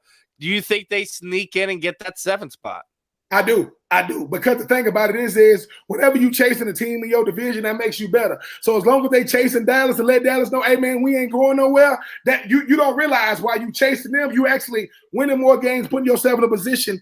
Man, look, Philadelphia, y'all got old Darius, big play Slay right from the 9-1-2 around my woods. That boy don't do nothing but lock up receivers. Whether he was in Detroit, he got the hell out of Detroit, and he can still play football because most of the time they done used him up. But I just think that Philly, man, y'all just keep controlling what y'all can control. You keep pacing your division first and let everything else take place, because it ain't too many teams in the NFC that scare nobody. I understand. People fear Arizona. Nobody fears the Rams. They got Odell Beckham Jr. If you can stop Cooper Kupp, you can beat them. You stop one dude, you can beat them. I'm sorry. I like Sony Michel. Matthew Stafford's never beaten a team that's more than 5 games over 500. Never. In his entire career, he's never beaten a team that's 5 games or better over 500 when he's played them. Matthew Stafford better hope that Phillip Rivers goes to the Hall of Fame, because that's the only way Matthew Stafford going in. They're gonna fill up a whole bunch of numbers, right? But if you've never been a first-team All-Pro, right, never took your team to the AFC or NFC Championship game and won it, I like Matthew Stafford. I like him. They have given Matthew Stafford everything. Van Jefferson, Sony Michel, Aaron Donald, Jalen Ramsey, Odell Beckham, lost. So I listen, Sean McVay, it's much ado about nothing. I think that when it comes to the NFC, you got to be able to beat Tampa. You got to be able to beat Green Bay, and you got to be able to beat Arizona and everybody else. I mean, what the hell is going on in Seattle? And Russell Wilson want to get out. Now's the time, young man. Pete Carroll, he's like 100 years old, still coaching football. And that's another thing. That's another thing. You hear Russell Wilson's names getting mixed up with us here in Philadelphia. I think you made it clear you would like to see Jalen even get another year on top of. I know I said I would at least give him this season. You would like to see one more? I would like to see one more. I'm telling y'all, fellas, man, sometimes, look, when you're going through a transition, when it comes to quarterbacking, man, confidence is the main thing. If every time Jalen looking up, another quarterback's coming in, I mean, there go Joe Flacco. There go Gardner Minshew. That's basically what they did to Carson, too, if you think about it. But here's the thing, though. The difference in Carson is Carson need Ben Gay and WD-40 to keep his freaking bones together at the game. And Jalen Hurts can also make the NFL go. What can Jalen do? He's giving you guys a tough go over there in your division, and you're sitting there saying he's Ben Gay. Come on, Ben.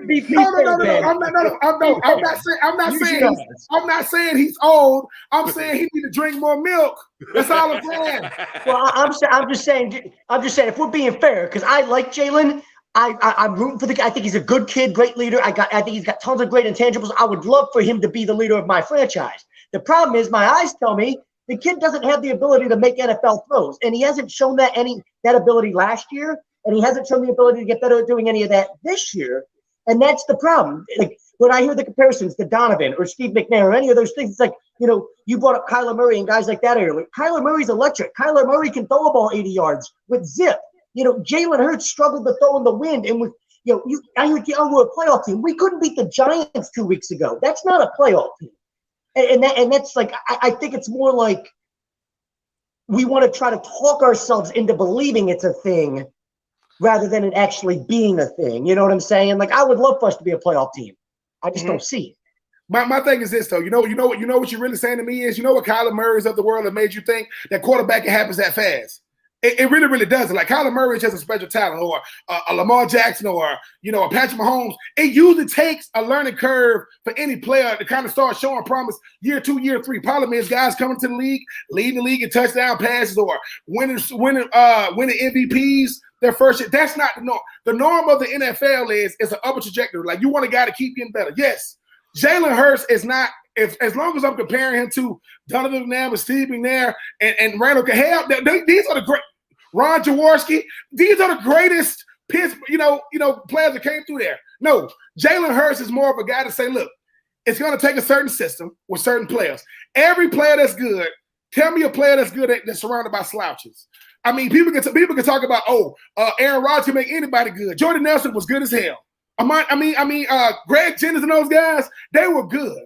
They just gave him a run game. Talk about a guy like Jalen. He's going to have to play the game above the neck. He has physical talents. He got to throw the football in the pocket, because when you got legs, he want to run more to get out of trouble. No, man, Kyler Murray runs when he's in trouble, not to get out of it. He runs when he's in trouble, and he's getting the ball down the field. I would just say, man, give it some time. Listen, Philly, man, like I said, y'all rough because y'all in a fan base that just tweet all the time. Y'all know what y'all talking about. Y'all know what you're looking at. But I will tell you this. If the alternative is not better than what you have, you better keep what you have. Because I'm telling y'all, who do you get? Gardner looked real good in one game, right? And Gardner, that's kind of been the conversation that's been going around. Like, well, if he's really hurt, well then let's let Gardner go in there. Let's see what he can do. Yeah, they're saying Jalen has a high ankle sprain, right, Steven? Is that the same report you saw? It's not a severe injury, so it's like what's the point of just see what you got in Gardner when you haven't really let you see what you had in Jalen first?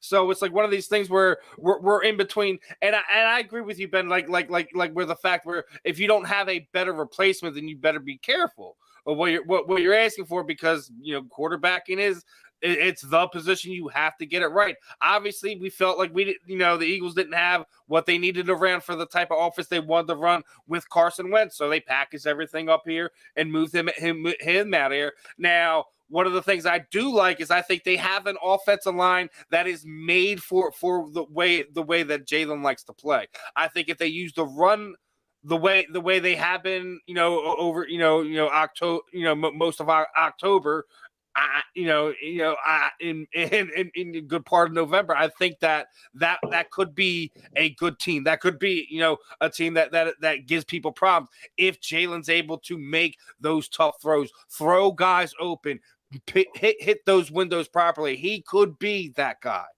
When y'all won the Super Bowl, right? Yeah. Y'all had not one, not two, but three. Y'all had 3 tight ends. You had Burton. You know what I'm saying? I mean, you had Ertz, right? Yeah, you had Alshon Jeffrey. This how you know the team around him. Who was y'all quarterback when y'all won the Super Bowl? What was his name again? Nick Foles.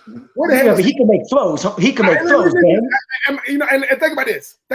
I kept telling y'all, Nick Foles did a great robbing. Nick Foles, don't he got a statue or something outside of state?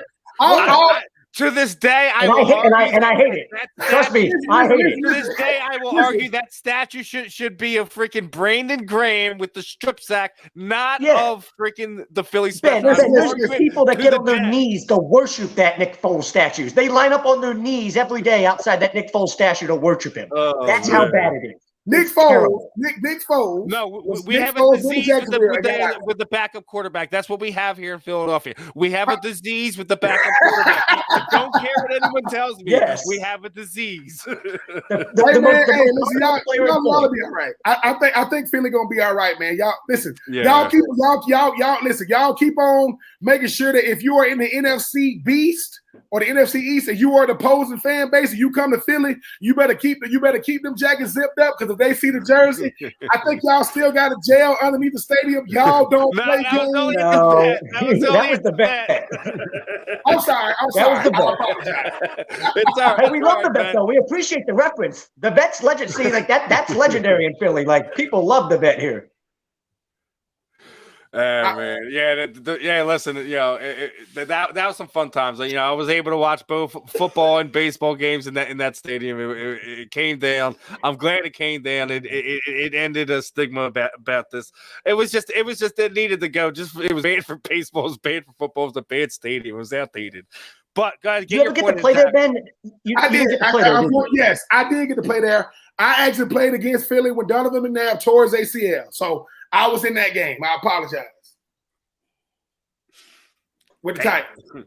Damn. Titans, okay. I think that game was in Tennessee, though, wasn't it? No. It was in Philly. It was in Philly. Okay. Matter of fact, I know it's crazy. The last Balboa, it came out like 2 days before. and I don't care what nobody say. We was on the side of all Italians. They being true, you the way. All right. It was good. I love it.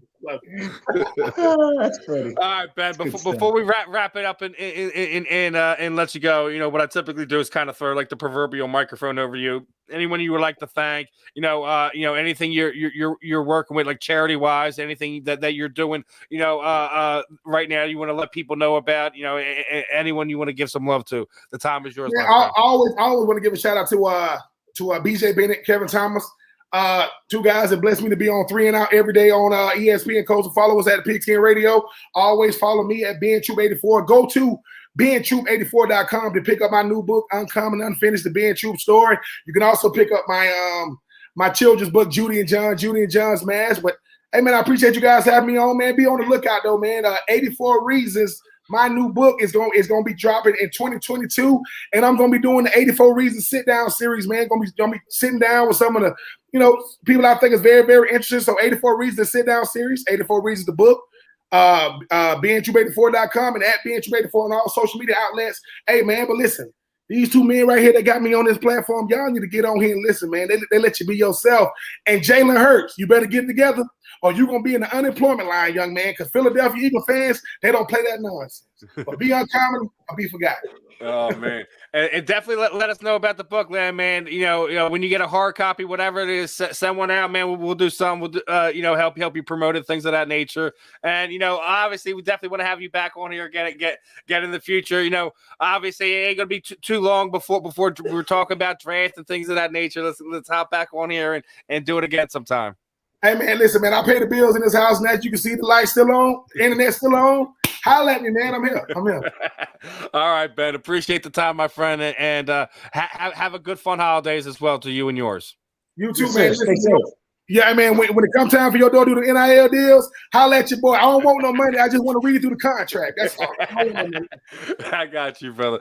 I got you. All right, man. You have a good one, Ben. Everyone, that was our first guest for the afternoon. Definitely a fun one. He did not disappoint, Stephen. Oh, I knew he was going to. He's a guy you want to share a couple beers with. Exactly, man. Ben was a fun one. That's why I was mad when the first time when we set it up, we were having a bad connection. It was crystal clear tonight. Had some fun. We talked about all kinds of stuff, college football, NFL. But now we got Ben on. We it's a little bit more me and you. We can kind of get a little bit more into some of the Eagle stuff. We got the Sixers game going on. I got a peek over there in a second, see what's going on. Oh, wait. Zach wants to get to something before we switch gears. 1 minute. I just want to say, because, Ben was phenomenal and all that, but, one of these things, right? Like, it's kind of like, you remember, you always treat the guest nicely, you know what I mean? And it's one of those things. And like, I completely disagree with the idea, obviously, of Jalen, being a franchise guy, But I would have liked to have been able to have that debate with Ben and have him join us with that. But maybe we can have that at another time. Oh yeah, like I still think it's a little premature. Next time we have him on, I didn't want to be too aggressive and try to trap him in that debate or anything. I am not gonna say that Gardner Minshew did not look good passing the ball last week. I am not gonna sit there and say that. You won't hear me sit there and say that. I think you know where I'm coming from. But me and you are both in that camp where we kind of feel like he really isn't the guy. He doesn't have the arm. I'm just sitting there saying, give him the rest of the year. We don't know. Like me and you've talked to on air about this. We've talked about it. Game day, going back and forth with each other, making calls like, hey, talk about things after the game and things of that nature. I already said it, that Giants game was the worst game he's had as a professional. But that being said, that was following probably his best month as a pro as well. He's okay, I'm not saying but he's a rookie, but I fair, agree with Ben is sitting there saying, you still have to give him a little bit more before you yank him out of there. If he has more going on with that ankle, then I would agree to sit there going. But if there's nothing going on, we have a bye week this week. There's going to be no issues when we get ready to head back in there when we go up against Washington. Listen, I really like what he could be. Not in the camp where he be? I'm saying that he's a franchise quarterback. I'm just in the camp where I'm not yanking him yet. So why? Me and you both agreed to this. All fair. I'll say this: if he's thinking to join up, I am real quick to yank him at this point in time. He's making some bad choices, bad throws, can't do this X, Y, and Z. Yeah, let's put 10 back in there and see what he can do. I think he's already been sticking the joint up. See, that's what me and you disagree. I think that's what Ben and that's why I disagree with Ben too. Ben's big thing is he sees this. I think the guy's got a noodle arm, and one of the things I wanted to pose to Ben before he left. It was this point we couldn't hear him because he was comparing him to a lot of things, and I agree with a lot of those things. But the one thing is, name me one noodle arm QB because he was saying you build a system around it. I get all that, but name me one noodle arm QB that's ever won anything in this league because there isn't one. You can't have a noodle arm and win in the NFL. So when we compare to Mahomes and this guy and that guy, even Steve McNair is a guy that took 3-4 years to develop, I guess you could say, right? If you wanted to be fair about Steve McNair's development, but you knew from watching Steve McNair early, he could throw a ball through a brick wall. He was this explosive electric athlete. He was goal strong, all these things. And I watch Jalen, I see great legs, great leadership, great intangibles. But one thing I don't see is the ability to make an NFL throw. I don't see an NFL arm. And that's where it's like, you can't compare him to anybody outside of maybe Cordell Stewart, who when you actually look at their numbers side by side throughout their first 28 career starts or 27 career starts or whatever it is, he's actually got almost identical numbers. Cordell Stewart's got better numbers in some areas than Jalen Hurts. And so when people want to this guy and this guy, and look at this guy's stats and this guy's stats, and look at Jalen. Yeah, go look at Jalen compared to Cordell Stewart's first 27 games. You'll be like, oh, wow, they look like the same player. Yeah, and what did Cordell Stewart become at the NFL level as a quarterback? Nothing, because he's another guy with a noodle arm that couldn't make NFL throws. Lucky for him, he was athletic enough and explosive enough. He could play receiver and things like that and make a career. But I see what Ben. I think what Ben sees is the same thing a lot of other people, because you see everything outside of the arm tells you he's got what it takes to be a franchise guy if he can figure the arm out. But how long are we giving the guy to figure the arm out? That's what I'm coming from, Steven. I think what he's sitting there saying is that his problem is more with the confidence of making those throws more than the fact that he's unable to make them. Do you agree with that? I mean, I agree with an aspect of it, where I'm not sitting there saying that he's going to be 100% all the time being able to make those throws, but I see where he's saying where he's capable of making most of them.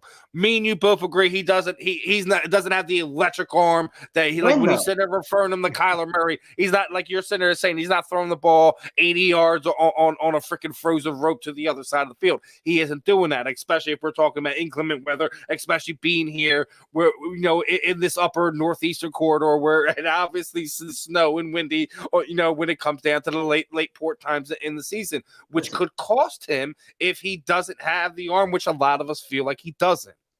Okay, so but that's I posed why before. So I'm fine with that, and I agree with that argument. If the arm caught up to everything else, yes. But I've now watched the guy start I watched him play in 15 games last year, including 4 starts. I've watched him start 12 games this year. That's now 16 starts to go along with. Listen, the real crazy. He's played close to. Hold on. And I'll let you return. He's played what? 29 games, Steven? 28 games? In 28 games, has he done anything with his arm to make you say, yeah? And here's another thing that you're big on, right? His progression. He doesn't do either one. That comes with it, sure. Like it's not even the arm talent; it's his progression. Yeah, but sometimes you don't have to go through your progressions when you've got Brett Favre's arm. You could just throw a ball through 2 defenders and fit it into a window that's not there. But when you want to know who we compare, like if I look at Jalen Hurts and go, oh, when I watch him throw the football, who does he remind me of? He looks like Mark Sanchez throwing the football. One of the biggest noodle arms in the history of noodle arms. That's what we're talking about. Now, Mark Sanchez took 2 Jets teams to the AFC Championship. Oh, great. Look at the intangibles. Oh, my God. He can win you football games. Great. Long term, I know what Mark Sanchez is. Amazing defenses. Jalen Hurts is Mark Sanchez with great athleticism, explosiveness, and the ability to use his legs to win. If you gave Mark Sanchez Jalen Hurts' legs, he'd be the same player that Jalen Hurts is. That's what I'm concerned about at this point. Because all I watch when the dude throws the ball is the same thing I saw for like 2 or 3 years of Mark Sanchez or, other guys that you compare to that you go, the arms were just Well, when your arm's just and then you can't go through your progressions and you don't understand how to use your eyes to look off defenders and then come back to the other side of the field, you're just not going to last in this league no matter how good your legs are. Listen, my thing is like he has a team where he could win with. But me and you've already pointed out. Who is he beating?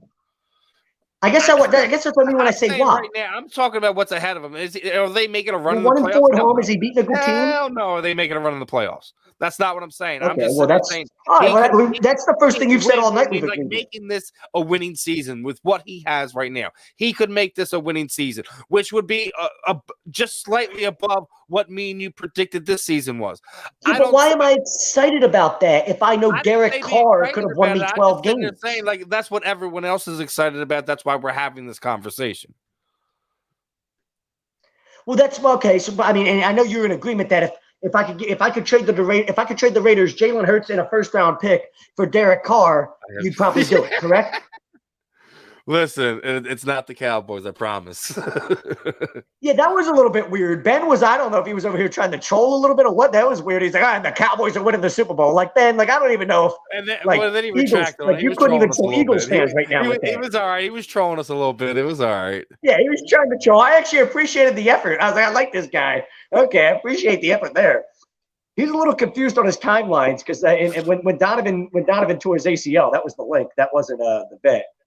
But you know what? That gives you an idea of how bad the environment at the link is probably so crazy. He thought he was at the vet. He's like, damn, these people are crazy. This is like some of those stories I heard, from 10 years ago. He's like, oh fuck, he didn't even have any idea it wasn't the same stadium. Yeah, exactly. And that's why the Cordell Stewart. Once I saw the Cordell Stewart numbers, Steven, my eyes went wow, because I was like, wow, it's amazing. Cordell Stewart in his first 28 games, if you look at the numbers, how similar they are. But he flinked out real quick after for the same reasons Riz is talking. Remember that. Remember, people forget about that. Cordell had a cannon. That dude could have played baseball. He had a cannon, sure, but he had no idea where it was going. I mean, you want to talk about dudes that couldn't make NFL throws. I mean, he tried to make an NFL throw and throw a ball 7 yards behind somebody. And no idea where it would be going sometimes. You know what I'm saying? Like, oh, I got a dude down the seam wide open. He overthrows him by 10 yards. You're like, where were you throwing that ball? Now, as we get, our last 10 minutes or so before Patrick's gonna hop on with us, and we'll switch gears again here and talk some combat sport. The Sixers are it looks like they have a slight lead with about just under 8 minutes. Damn, I should have bet them, Steven. I told you I was going to put them in the money line. God damn it, and I didn't. No, I was watching. I'm not going to bet on them live. Hold on, you keep talking. I'm going to see what they're live on. And Curry was almost hitting threes from freaking midcourt. So, and then you leave me. Look at you bastard! You got so upset about you not being able to get your bet, you left me. How do you do that, Zach? Oh man, this freaking guy. get so upset about missing your bet, you freaking lock yourself off. I love this, brother. Oh man. Jake, you can keep that out of yourself. I mean, I honestly, Grits, I honestly feel that he was Mr. Jake's over here trolling as we get Zach back from his malfunctioning difficulties. I mean, I didn't mean to leave. I just wanted to go check the score. They're up 36-28 with about 7:34 left in the first. Yeah, I'm watching that game. Or in the second, sorry. That's not the game I was talking about. Yeah, they look good. Steph has been pretty much silent, hasn't he? I haven't seen Steph do much of nothing. Real quick before I get into that, my last football point, me and you were to talk about it because I forgot Zach does have a little venom to pour on this one. Is last week for Pro Bowl voting. Been seeing a lot of stuff going on social media. What do you guys think? How many Pro Bowlers we should have this season? I think at this moment no one is slated to get in. Like looking at the voting, not a single Eagle's supposed to get in. I don't know. What you mean? You mean Jalen Marino's not leading the QB category for voting? I could have sworn Jalen Elway Marino was going to lead the voting, and was well on his way to the Hall of Fame. At least the tweets that I've seen, I have not seen anyone mention Jalen for the Pro Bowl voting. But I mean, what are you feeling like? Like I think me and unanimously agree we should have either 4 or 5, right? Just because of the me line. And you? Yeah, me and you. No, I think realistically, I think probably 2 get in. Lane Johnson and Darius Slay. Who gets in, but who should? We should. I think Mailata, Johnson, and Darius Slay should get in. Nobody else deserves even a fucking sniff. You just hate Elliott that bad, don't you? You're never gonna give Jake Elliott any love. That's fine. Jake Elliott's okay. No, that's fair. Jake Elliott's had a good year. I don't know. I don't know if you would look and be like, you wanted him out of the team last season. I mean, that's fair if you wanted to put him in. But I still I don't think he would be like somebody you go and be like, oh yeah, he's been better than this guy. Like has he made a game-winning field goal? Like when have his field goals been like that? I'm just sitting there saying it should be Darius Slay, Lane Johnson, Jordan Mailata and Jake Elliott or my ones I say without a doubt. That's just me. Yeah, I mean.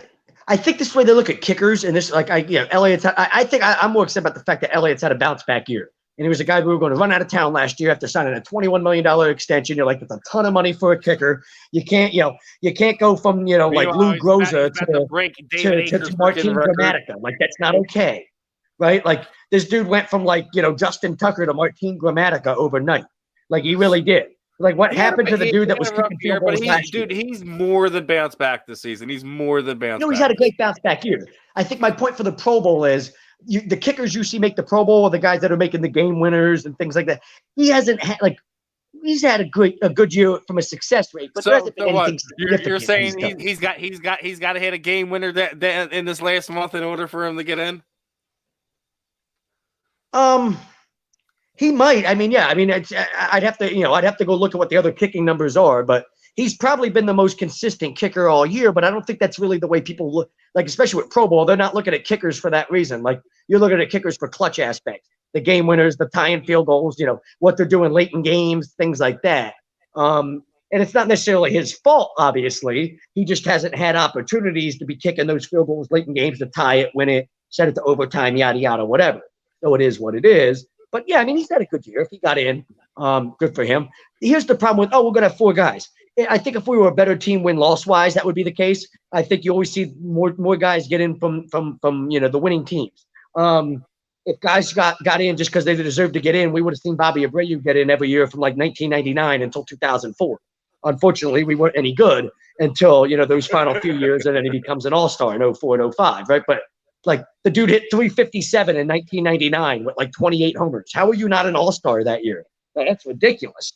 And then he had an on-base percentage over 450 and stole 28 bases. You're like, yeah, you're an all-star. I don't care how many voided up assholes are hitting 50 home runs. That's still an all-star year. You get 357. Get out of here.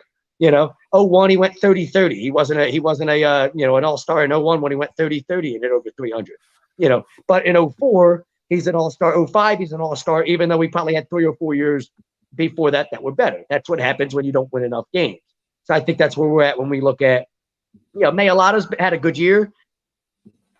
We haven't won enough games for people around the league to take notice and vote for him.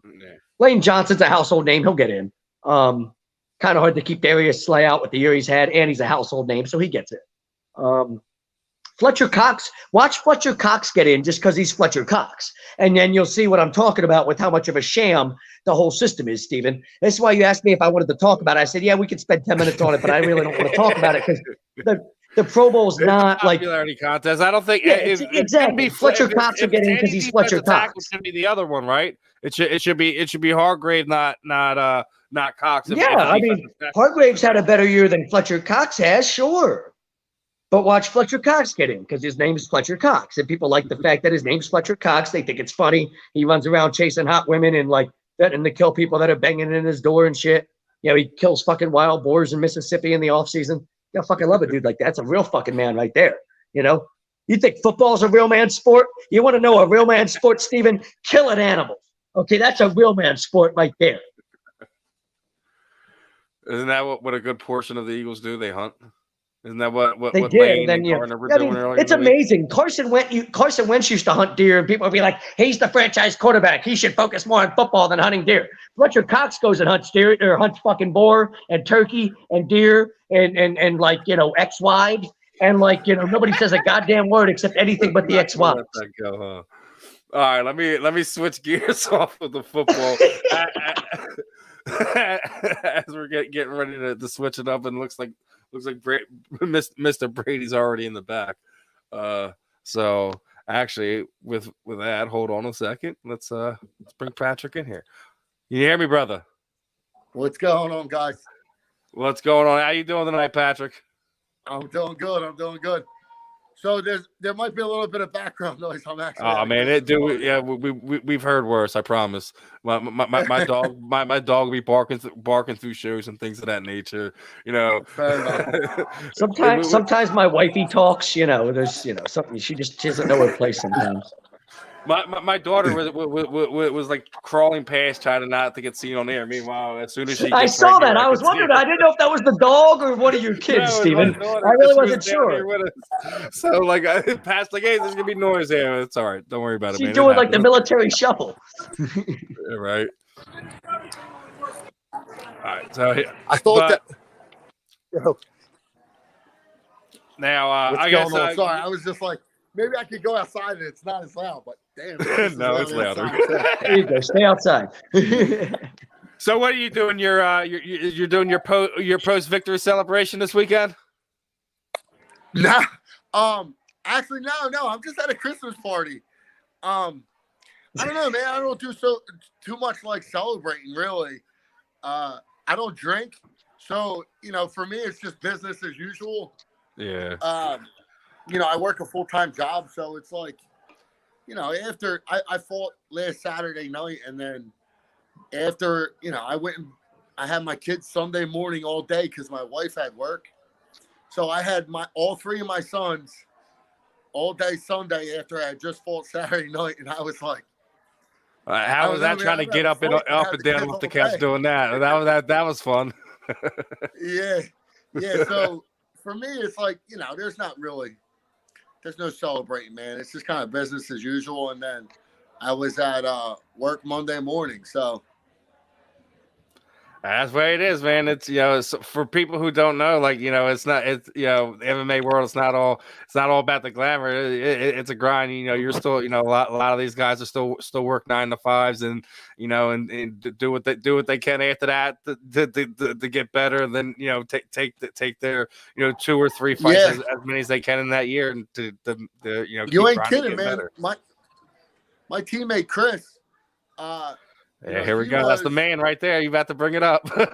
Yeah, well, Chris was still working as a full-time police officer in North Philly. As he was, he was making that run as he was coming up in the UFC. I remember in the UFC, and look, at that point he was ranked, in the top 15, and he's still working a full-time job. So, there's a common misconception that like the UFC fighters are all rolling around in Rolls Royces and Rolexes because that's the image that's portrayed by Sir Conor McGregor. But obviously there's a living to be made, and if you get to that top tier, you can do really well and be super successful. But if you're in the middle rung and you're at the lower end of it, you'd be a fool not to have other income, Yeah, So, I mean, if you like, that's what I think. Like, people don't understand. Like, yeah, it's not, you guys aren't getting paid millions and millions of dollars, but it's just another form of revenue for some of you guys. Some guys it's a hobby, some guys it's their passion, some guys it's their second passion. yeah. I mean, look, for me, like I fall under that passion. For me, I'm super passionate about MMA. I got into it really late. I look back and sometimes I think like, unfortunately, I got into it late, but I try to hold on to like a positive perspective. And I just say like, fortunately, I got into it when I did, because, it's you could have never found it at all. I could have never found it, man, and I did have a little bit of a boxing background. I did a show, a boxing show a couple of years back, I guess it's 3.5 years now. And at that boxing show, I'd run into somebody who had been doing MMA. And, they made a comment and they were trying to tell me how tough MMA fighters are. So, I wanted to find out what they were made of. And, I dove headfirst into MMA. So is that really how you wound up at Will's gym working with, guys like Chris and Alex and them? Yeah, well, early on, I started at Quintella MMA, Alex Quintella, and it was somewhere that was like close to my house, and it was a good starting point for me, and from there, I became good friends with Andre Petrowski. I didn't meet him there. I actually met him outside of Quintella, and him and I just hit it off, and he was just like, it's time to grow and expand your horizon. And then, I was working out over at Balance with Ricardo and all those guys at Balance. Yeah, Ricardo, Ricky, and all them. Yep. Yeah. So then, when COVID hit and Balance shut down, a lot of the guys just kind of dispersed, and I was looking for a new home, and I found Martinez because of Chris. I'm a heavyweight, and Chris is, I used to say the best heavyweight in the area, but it's becoming more and more prevalent that he's one of the best heavyweights in the world. Oh yeah, it's one of these. And, he's probably been one of these hidden gems. Like, Philly MMA gets no love nationally. It's so crazy to me because you got so many guys that right now from this corridor. The one you're just talking about going to Rick and then Will. Yeah. The only thing you're missing is Daniel and Eric. Yeah, because. Like, you're already missing Andre. You still have Pat Sabatini. You got Wells, who just missed his fight. Jeremiah just missed his fight because one of the cornermen got COVID. I mean, I've already talked. Your likeness over here, your other likeness over there. So, Sean Brady's gonna probably be the welterweight champion at some point in time in the next 3 years. Yeah, man.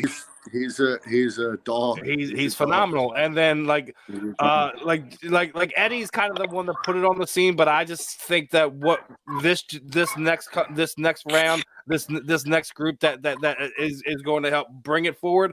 Hopefully, you're able to kind of sneak in there. Obviously, like you said, you're getting a late start. Is UFC that goal for you, or would you be fine? You know what, man? It's funny because I used to say it's not. I used to say it's not. Like, I've done these interviews before. I have no goals or aspirations to be in the UFC, man. But, things change. And when we decided to go pro and even going pro, like that was never a thing for me. I had conversations with friends and it's like, no, I don't want to go pro. This is just a hobby. It's just a hobby. The hobby became a passion. And, you know, after my last fight, I put a couple dollars in my pocket and this passion's now making me some money. And, yeah, man, we're going to go for it, dude. We're going to try to string together a couple wins. We're going to try to put together 4 or 5 wins and then hopefully get a phone call from Uncle Dana. You know, I don't know that that phone call's ever been made to someone as old as I am, you know, being is that I'm, you know, 37, I'm about to turn 38 in February. You know, I don't know that there's ever been anyone signed that is that late in their age, but being as it's the heavyweight division. I think that's where you have a unique thing because. And I refuse to believe 37 or 38 is old. That makes Stephen Ashi. Well, no, if you really think about it, like the whole age thing has kind of been thrown out the window. Hasn't Tom Brady kind of broken that age window? Didn't Randy? Yeah, hold on one second. Hold on one second. I know. I heard it's getting loud over there.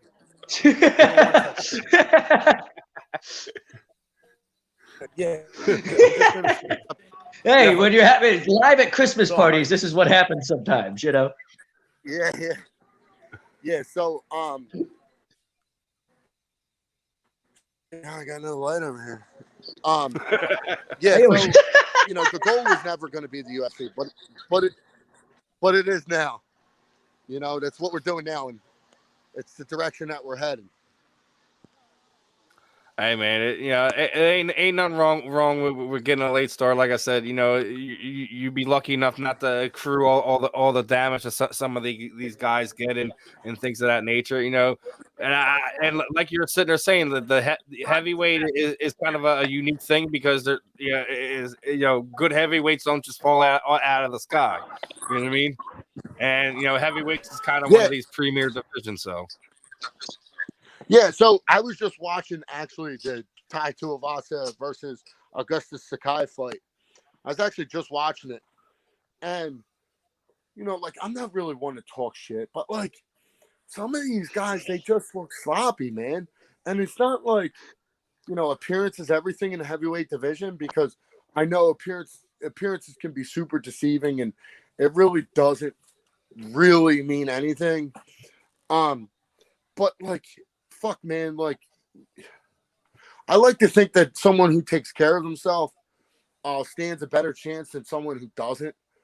I mean, like, just for instance, you could see what happened with the changes that Chris undertook, right?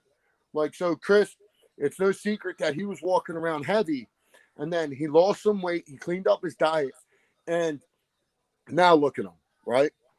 Look at the changes. He just made a couple changes in his diet and his work ethic, and now shit, he's at the top tier.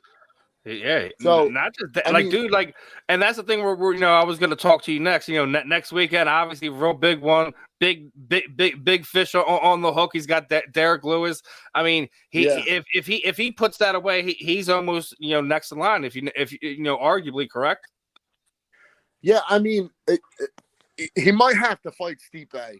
Yeah, he might. That actually might be really cool. That actually might be really cool. You know, the firefighter versus the cop. That actually might be really cool. Yeah, I've been pushing that one with Chris for a while now. I told him actually to say something about that fight. I don't know, before he fought Olenek, I was like, oh, man, you should like write something on Twitter calling out Stipe. You know, he wasn't in a position to do it then. But after he beat Shamil, he did say that the Stipe fight would be fun, and it's been kind of spread. You see, little bro's been pushing it. You know, I know a lot of people are trying to get Uncle Dana to come back to Philly really soon because it's been a while. Yeah. I'll be out there with Chris. I'm flying out there next week, so I'll be out there in his corner again, I'm going to be in his ear letting him know, like, look, man, we got Stipe next. Let's call out Stipe. So I don't think it's a smart fight for Stipe. I think Stipe wants a title shot again. I think he wants probably to get the winner of Cyril Gane and Francis Ngannou. Yeah. He'll probably, and look, at this point, he kind of deserves it, right? Like, I know he just had a baby, so he's probably taking some time with that. Yeah. So Stipe's in no rush to fight, and he'll probably want the winner of Cyril Gane versus Ngannou. And then you always have the lingering John Jones situation. So I mean, as a cop, don't you think Chris would like to welcome him to the heavyweight division? I think that would be fun, at least media-wise. I think that would be awesome. I mean, look, honestly, I think Chris beats whoever he put in front of him. And that's just my God's honest opinion. I mean, dude, I remember, like, listen, when I used to follow Chris a lot on the local scene as he came up, and watch like everything you were talking about, just watching him make that change. Like, he's one of these guys that is so dedicated at this point in time. Like it's not completely out of the question to sit there and say this guy actually might actually capture the UFC heavyweight title at some point in time. It's not that crazy. Man, he's well-rounded. He has cardio. He has reverse submissions. His striking is great. Chris is a well-rounded fighter. He hasn't even had to show off his jiu-jitsu yet. And coming from somebody who's rolled with him, look, man, the guy is strong. He's smart. He knows when to go, when to push, when to pull. So, look, man, Chris is in a really good position, and it's not by accident. It's not by accident. The man has put the work in. But that's where I'm trying to get. I want to make my run too, man. You know what I mean? I want to make a push. And that's it's funny because. I see like he gets like the UFC gear and it says Dawkins on it. I'm like, I want mine that says Brady, man. Yeah. So and then technically you could cheat and get Sean's stuff and just put his name. Yeah. I could. Let me get that. Yeah.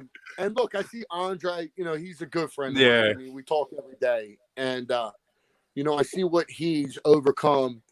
And, he was on the Ultimate Fighter and he lost, right? And he lost the LFA fight before that to Aaron Jeffries. And then, he made some changes and look at him now. He's 2-0 in the UFC. So, I like to think that I've made good changes and that I've made. But see, it's not just that, Pat. Like, another reason why I can't wait to see what you do next is because you have all these guys around you, and so what you probably have going on right now. What does Rogan call it? The rub. When not when you fight, but like when you have so many top guys around you could just do nothing but get better in all these different areas. You're not just getting better, but you also have these guys who are at that level who are consistently not just pushing you, but doing what they're doing and motivating you at the same time. So it's one of these things where you're sitting there saying like you've seen the jump they made. Now it's like you're sitting there saying, all right, now I want to see the jump that I've made. Look, man, when you run with wolves, you become a wolf. You know what I mean? Like, so I'm running with wolves right now, and Chris and Kyle, look, man. Sometimes I get tired, and I take a knee, and I find myself taking a little bit off, and then you get Kyle walks by, kicks you in the ass. Yo, get up. Like, no round off, bro. No, get up. Let's go. And then Chris. There's been times when he'll look over and I'm going for the water bottle. He's like, no. Next round. Let's go.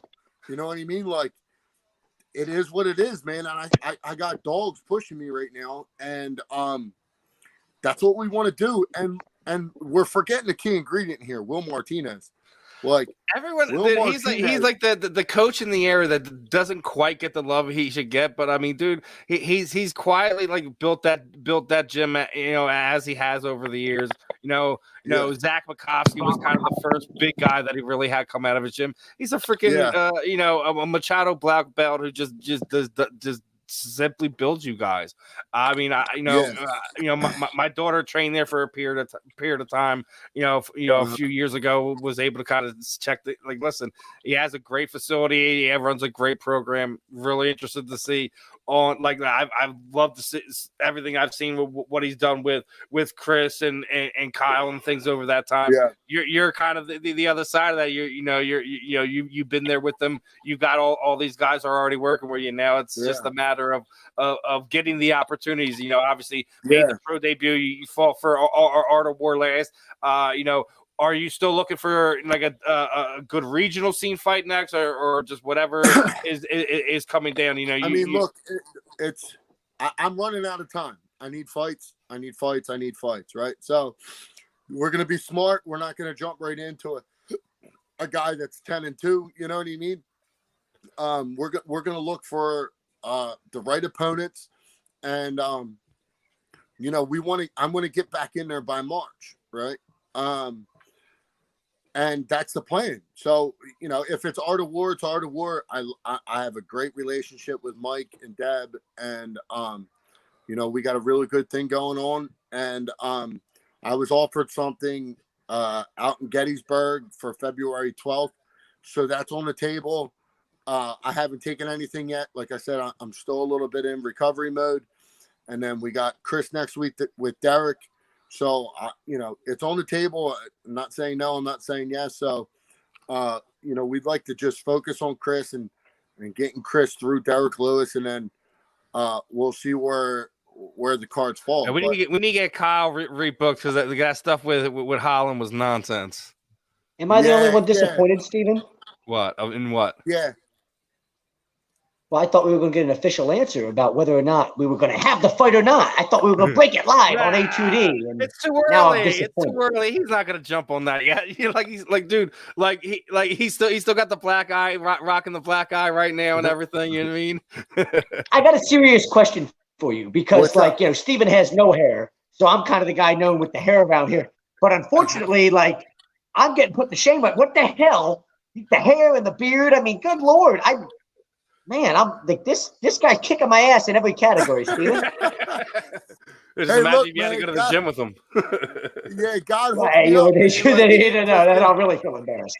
He didn't just give me this Greek godlike structure. He hooked me up with a good hairline. Oh, is that what it is? It's like the natural John Stamos in you. Oh, okay. Dude, my hairline was back here 10 years ago, so.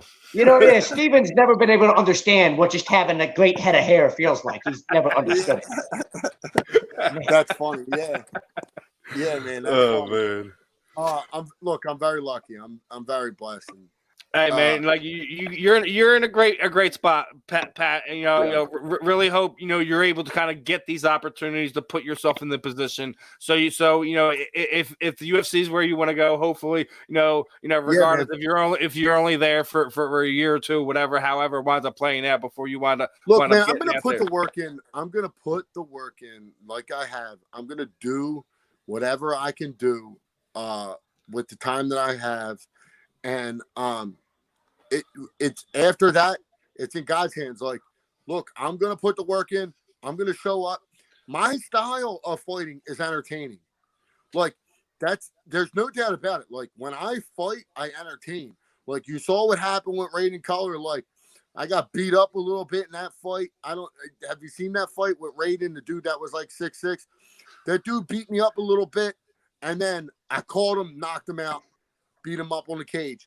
And then my last fight, look, I took a little bit of a beating on that fight in the second round, but I did my thing. I beat that dude up too, and I won the fight. But at the end of the day, my fights are entertaining, right? And when it's something that the heavyweight division lacks, we lacked entertaining guys who are entertaining, man. Like we've seen the point fighters in heavyweight. It just don't play people out want to be entertained, man, and like people don't want to see that pressing on the cage routine where it's just a heavyweight punching on the thigh or something.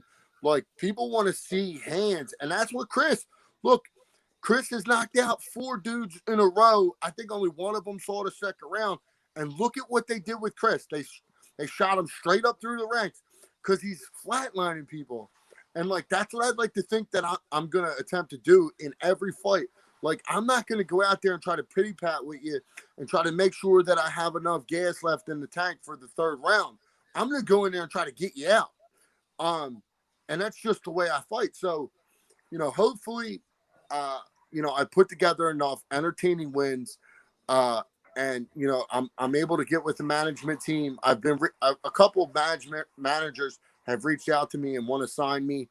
I haven't made any decisions yet, but, you know, hopefully I get with the right management team, and it only takes I mean, if I were you, like the two names just at the top of my list is Sucker Punch Management and Iridium are probably the two who typically are I would say good at getting some of these guys regional fights and getting them right to the UFC. So I mean, I don't know if those are people who reached out to you. Those are just some suggestions I would throw out there if I were you. Yeah, no, I hear you, and I appreciate that. So. You know, I have a lot of options right now. And, you know, I don't want to jump to any conclusions. Yeah. I genuinely and thoroughly trust Chris's and Kyle's opinion and Will's opinion. And I go to them for a lot of advice. And I ask them, like, hey, what do you guys think? And typically 9 times out of 10, I do whatever their suggestion is. So, you know, it's a strong chance I go that route with whatever they suggest I do, because they've had success doing that. Yeah. So, you know, it is what it is right now. And, you know, we're in a little bit of a recovery mode with this week. And then enjoy the last. You'll probably get back to it right after Christmas is probably when you'll start making some of those types of decisions and things of that nature. Yeah, exactly. We're gonna make some decisions.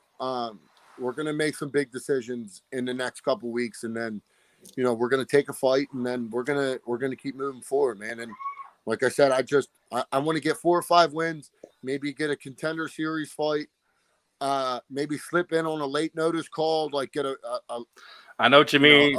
You know, John Brown, blew out his knee, and freaking, Andre. And they need a heavyweight. They need a heavyweight last minute.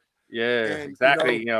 Those are type of thing, and those are also type of fights where Dana loves guys like you to want to step up on the last minute to make a name for themselves. So he loves that. Now I'd be remiss if I wasn't able to kind of switch gears from MMA and not talk some Eagles football with you, man. I know you're from the area. I got to ask, are you an Eagles fan? Listen, this is going to be a funny one because it's amusing to everyone else. Dude, I played 19 years of football. I played football from when I was a kid. I played football in high school. I played football in college. I played a little bit of semi-pro football. Just for fun. And dude, I don't watch the Eagles. My wife is a bigger Eagles fan than me. On Sundays, like, dude, we train on Sundays. Our sparring day is Sundays. If I remember correctly, it's normally right around kickoff time, right? Or right before. Yeah, dude. So we're in there training. Like, look, they're fun. But for me, dude, I know what I'm looking at. I've done it. It's not. All right, so you know what you're looking at. I know Zach's about to jump in right here. Your Philly fandom? Where's your Philly fandom rest? What's what's your team? Like any sport? You follow Philly teams? BJJ. See, that's all. So you're not a Flyers fan, you're not a Sixers fan, none of that. Phillies fan. My father-in-law has Flyers season tickets, so we get to go to those games every now and then. Disappointing right now. I got 3 kids. I got a full-time job, and I do MMA. There's not a lot of extra time. Like, I don't find myself sitting around if I'm watching anything, I watch the fights and I'm picking up on techniques. Studying tape and stuff, things. But I don't really have time to Then I'm gonna switch it one more time. I'm gonna switch it one more time since you got the love of MMA. You're out on the football conversation. Well, now there was a story that broke out in MMA this week. About a little professionalism with the commentators, right? Yeah. I heard DC got himself in a little bit of trouble. Dominic, had a little public call out about his unprofessionalism. Then it came across social media and things of that nature. Yeah. What are your thoughts on it? You think Dom was being a little bit of a dick and calling him out of the nature that he did, or no? I think DC just needs to take accountability for it. I think Cormier was right in this situation, and the fact that there are things that you say and do that are behind the scenes that you don't say and do in public. And Dominic Cruz dug at DC as a part of his professionalism. That's not something you do in public. If you got a problem with the way somebody handles themselves or carries themselves, talk to them about it. I think Dominic Cruz was probably wrong in the situation. But then again, I don't think that's the first time Dominic Cruz has ever done anything like that. Well, no, it's not the first time he's done it, because I also think the way it is if somebody like me or Zach or some other media company went to call DC out for something like this, right? Yeah. It'd fall on deaf ears. But Dominic's someone who's right there in the situation where he can call somebody out. But here's my thing about it: maybe he should have went about it a different way, not in the manner that it was done. But you should, if it needed to be addressed, and it was something that where Dominic is kind of this is known, he's got a guy in his ear feeding him with information. To be honest with you, it's none of Dominic's business. I don't know what DC does. Is this intentional on his part? Oh no! On Dom's part? Listen, it absolutely is. Dominic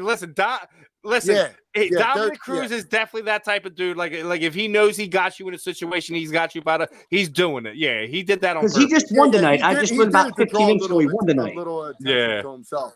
Maybe it was just a sleight of tongue. Maybe he got asked a particular question, and it wasn't something that he had on his mind that he was gonna bring up. I think it's just something he feels, and somebody asked the question, and somebody asked the question. I just mute him. He doesn't really do the homework, so I don't really care for him. But exactly. But here's the thing, with DC, DC does do the homework. DC knows his shit. But if you watch film on every fighter all the time, dude, that is a lot of homework. It is a lot. If you're DC and you know the fight game like he knows the fight game, you don't have to do that homework. Where Dominic's the absolute nerd. Where Dominic is the absolute nerd, that would watch every fight, everything. Yeah. He would, they're breaking down their training clips. He messed this up. That's Dominic. He's the fight nerd when it comes to that. DC. This might sound crazy to y'all. Go ahead, bro. This might sound crazy to y'all because Steven, I'm just kind of an outsider here, kind of looking at this from what you guys are telling me, and I find the whole story really funny. But with everything that's been going on with prize fighting, could this not this seems like something that's intentional on Dominic Cruz's part to try to kind of plant that seed. Now he just won tonight. Could he him and Daniel Cormier end up in a prize fight of some kind going forward? I don't know that's. I think it's more to just bring some attention to what's going on in the UFC right now. Because if you ask me, more people are talking about the nonsense ass freaking Jake Paul fight than we're talking about what's going on next week. Where we got Chris Dawkins. Well, that's what I'm talking about. So he says What's that? He goes as a boxing match like that. Him and I don't know. I don't think that's. I don't think he's trying to angle it. I don't think he's trying to angle it into a beef or anything. To be honest with you, I don't think this was. Honestly, I don't think this was any type of pre-planned, preconceived idea. Where Dominic Cruz was laying in bed the night before, is I'm going to talk shit on DC and I'm going to get a bunch of attention for it. That's not what happened. He's probably asked a particular question. And he was thinking it anyway. He had thought it anyway, and it came out, right? Yeah. And as a result of it coming out, the media, the way that we are and that people are, they like to bring things and make them a bigger deal than they are. Well, DC didn't help the matter because he puts the snippet clip and then the YouTube link on the bottom, and the clip is just the whole negative part about it. Yeah. So in reality, he kind of blew it up to that side of it too. He did blow it up a little bit. Yeah, he did. But at the end of the day, I think that Dominic Cruz was probably a little if you have to choose someone who's wrong, because ultimately neither one of them are wrong for their role in the situation. But if you have to say like, hey, who did something wrong, it would be Dominic for talking shit. Like, the dude's your coworker, like, you respect him. Why are you talking shit, dude? Like, come on. It's just not necessary.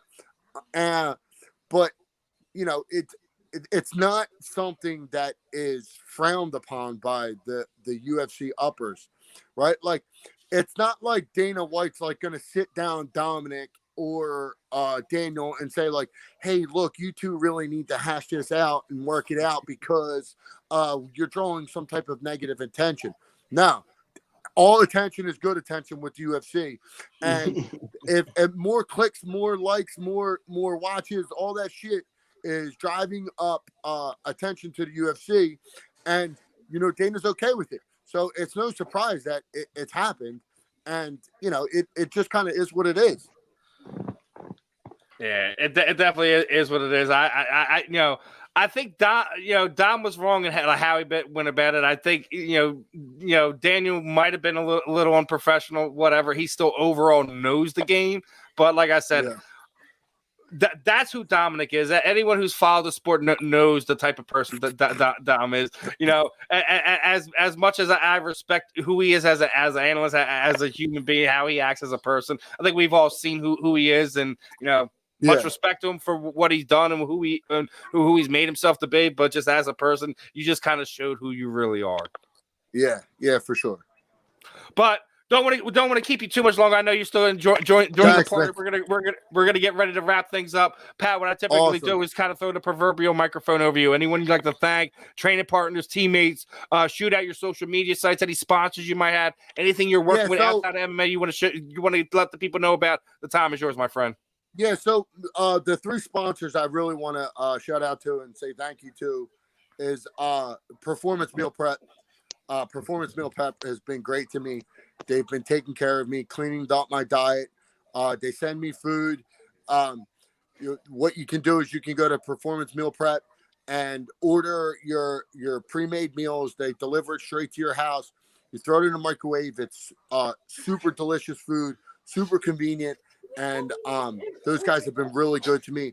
Also, Apollo Used Car Sales on Delsey Drive in South Jersey. Great car lot, high-end vehicles, family-run business, great employees, great customer service, Apollo Used Cars. And then last but not least, Executive Tree Care, Jeremy Sirkin, tri-state area. He handles all tree care, prune your trees, cut your tree down, stump grinding, all that stuff. Executive Tree Care. And then Martinez BJJ, Will Martinez, everybody over there at the gym. We know the names. Primal Nutrition, Matt Hill, Chris Hill, Primal Nutrition. They've been taking care of me, keeping me in line, keeping me clean, and you know, and then you know my family, all the sacrifices that they make to allow me to participate. So, and then you guys, obviously the fans. Thank you very much. Well, we definitely appreciate the time too as well, Pat. You know, best of skill to Chris, man. We've had him on here before in the past. You know, safe trip. You know, let us know. You know, when you're getting back in there, definitely want to get you back on here. You know, either post fight or whatever. You know, enjoy the rest of your holiday. Yeah. Enjoy the downtime. Be safe and thanks for your time, Pat. All right, guys. Great, man. Peace. All right, peace out, everyone. That was Philly heavyweight fighter Patrick Brady. Man, we got so many fighters in this area that people just don't know about. He's another one of them. He's trying to make a name for himself. You know, getting an opportunity. You know, hopefully in the next year or so. You know, being a guy from you know Will Martinez's gym. You know, being around. You know, Chris Dawkins, Kyle Dawkins, you know, Andre Petrovsky, all them guys, you know, he's definitely has an opportunity to do it. Hopefully he's able to kind of put everything together and everything kind of pans out the way he wants it to. What'd you think about Pat? Kind of interesting, right? Well, I loved the fact that I was able to you know, make fun of you and, you know, with him teaming up with me. That was, you know, I think the best part about it, you know. I also wanted to make a joke with Ben because we were talking about manscaping, and I was like, if you could look at the three of us with the Sixers, well, it would have still been a good bet. It might be good to bet on them live. I might try to bet on them live here. They're down 4 right now. Yeah, but that might be why it's a good bet to bet on them live because even though they're down, Steven, they've been in the game the whole time, right? It's not like it's been like Golden State's been out playing them and they're just lucky to stick around. They've been playing this game pretty tight, right? If you watch it with your eyes, it's a close game, right? Now, the other thing before we let it go is obviously it's the Ben Simmons rumor's been heating up. We didn't really get a chance to... and he got it in a foul? Would they not call a foul? Jesus, Steph. See, that's the problem here. Is Steph's going to get red hot in the second half? He only hit like 2 threes in the first, right? Yeah. And they were still up. So now Steph gets red hot, hits like 7 or 8 threes in the second half, and you're fucked. And then Steph just freaking hit a brick. it's now he's not older brother. One last, like I said, last thing before we go. Obviously, the Sixers, getting ready to, put some things together here in the third quarter. They're down now 62-54. We'll see what happens. Yeah, this game's about to get out of hand. But apparently, the Ben Simmons trade is getting hotter and hotter. Where apparently, hopefully, with it, the next few weeks, it should get done. Obviously, Dame Lillard's been putting it out there that he's been wanting to play with them. Obviously, from the looks of it, there's nobody on that team that the Sixers want because the rumor is it's taking 2-3 team deals. Is that's ridiculous, though. So what's the offer? It's C.J. McCollum, a first-round pick, and another young player, correct? From what I've seen, unless anything's changed. I mean, C.J. McCollum played at Lehigh, so let's not act like he won't blend right in with this fucking fan base right the fuck away. First, C.J. McCollum, a first-round pick, and a young player for only Ben Simmons. That means unlike last year where he felt like C.J. McCollum was going to have to be the lead guy at point, you've now pairing C.J. McCollum with Tyrese Maxey and Joel Embiid. You're not viewing C.J. McCollum as part of your 1-2 punch. C.J. McCollum's just a guy. Him and Tobias Harris look much better together. You got C.J. McCollum, Tobias Harris, Joel Embiid, Tyrese Maxey, and, whoever the fuck else wants to be the fifth. I mean, you've got some depth on this team. That's a really good trade when you look at what it does for your team, big picture, depth and all that. You've got a 5 or 6 man rotation that's really solid. Apparently, that's not it. But I think the other thing is going on isn't Ball basically nixed an extension there with the Wizards? Bradley Beal? Yeah, that's what it's Beal. I'm with you, but I like I said, I think at we're going this point, at this point, it's going to take multiple teams. And I don't blame Darren Moore. I don't even know if I want Bradley Beal at this time. I don't even know. I think at this point, I'd rather have C.J. McCollum just because he played at Lehigh and he's a local kid and fuck it. Like what has Bradley Beal done? Bradley Beal's like your new Ben Simmons. This dude became a toxic cancer in Washington until it got to the point where he no longer wanted to be there, and they decided, "Fuck you, you're out of here," and traded the motherfucker. Like. I'm trading one cancer for another. We got a straggler in here that wants to go back to football. Jalen Hurts is 49 percent. No, if that's a real stat, which you know what, I wouldn't be shocked with the way he's played because it actually almost just use your eyes. It feels like he's completed close to half of his passes that are actually considered, down the field, right? Like if you take away all the screen passes, the little dink and dunk shits that he fucking does to the running backs and to the tight end. Yeah, I mean, maybe you might be on to something. What else he said? Jalen Hurts could be the best red zone wildcat in the NFL. That's another. And I was dead serious. I talked about this with Tom and with Ryan on Monday Morning Quarterback on Monday. I guess what he's trying to say is let's put Jalen in there with Minshew. Right. No, what you're saying is Minshew plays quarterback, and then you get inside the red zone. Once you're inside like the 10-yard line, Jalen Hurts is very, very effective. He pretty much becomes a running back that plays quarterback. And you've got a guy that inside the 10-yard line, the easiest way to score really is the run the football. But here's the thing. Then this goes right back to what Tommy just said. We have gadget guys that were top picks. Well, but we know that. Exactly. That's the whole point, Steven. We already know. Me and you were in agreement. Gardner Minshew's not the guy either. Yeah. Right? Like Gardner Minshew's just a high-end backup, just the way Jalen is. So you're just trying to get the most out of both of them.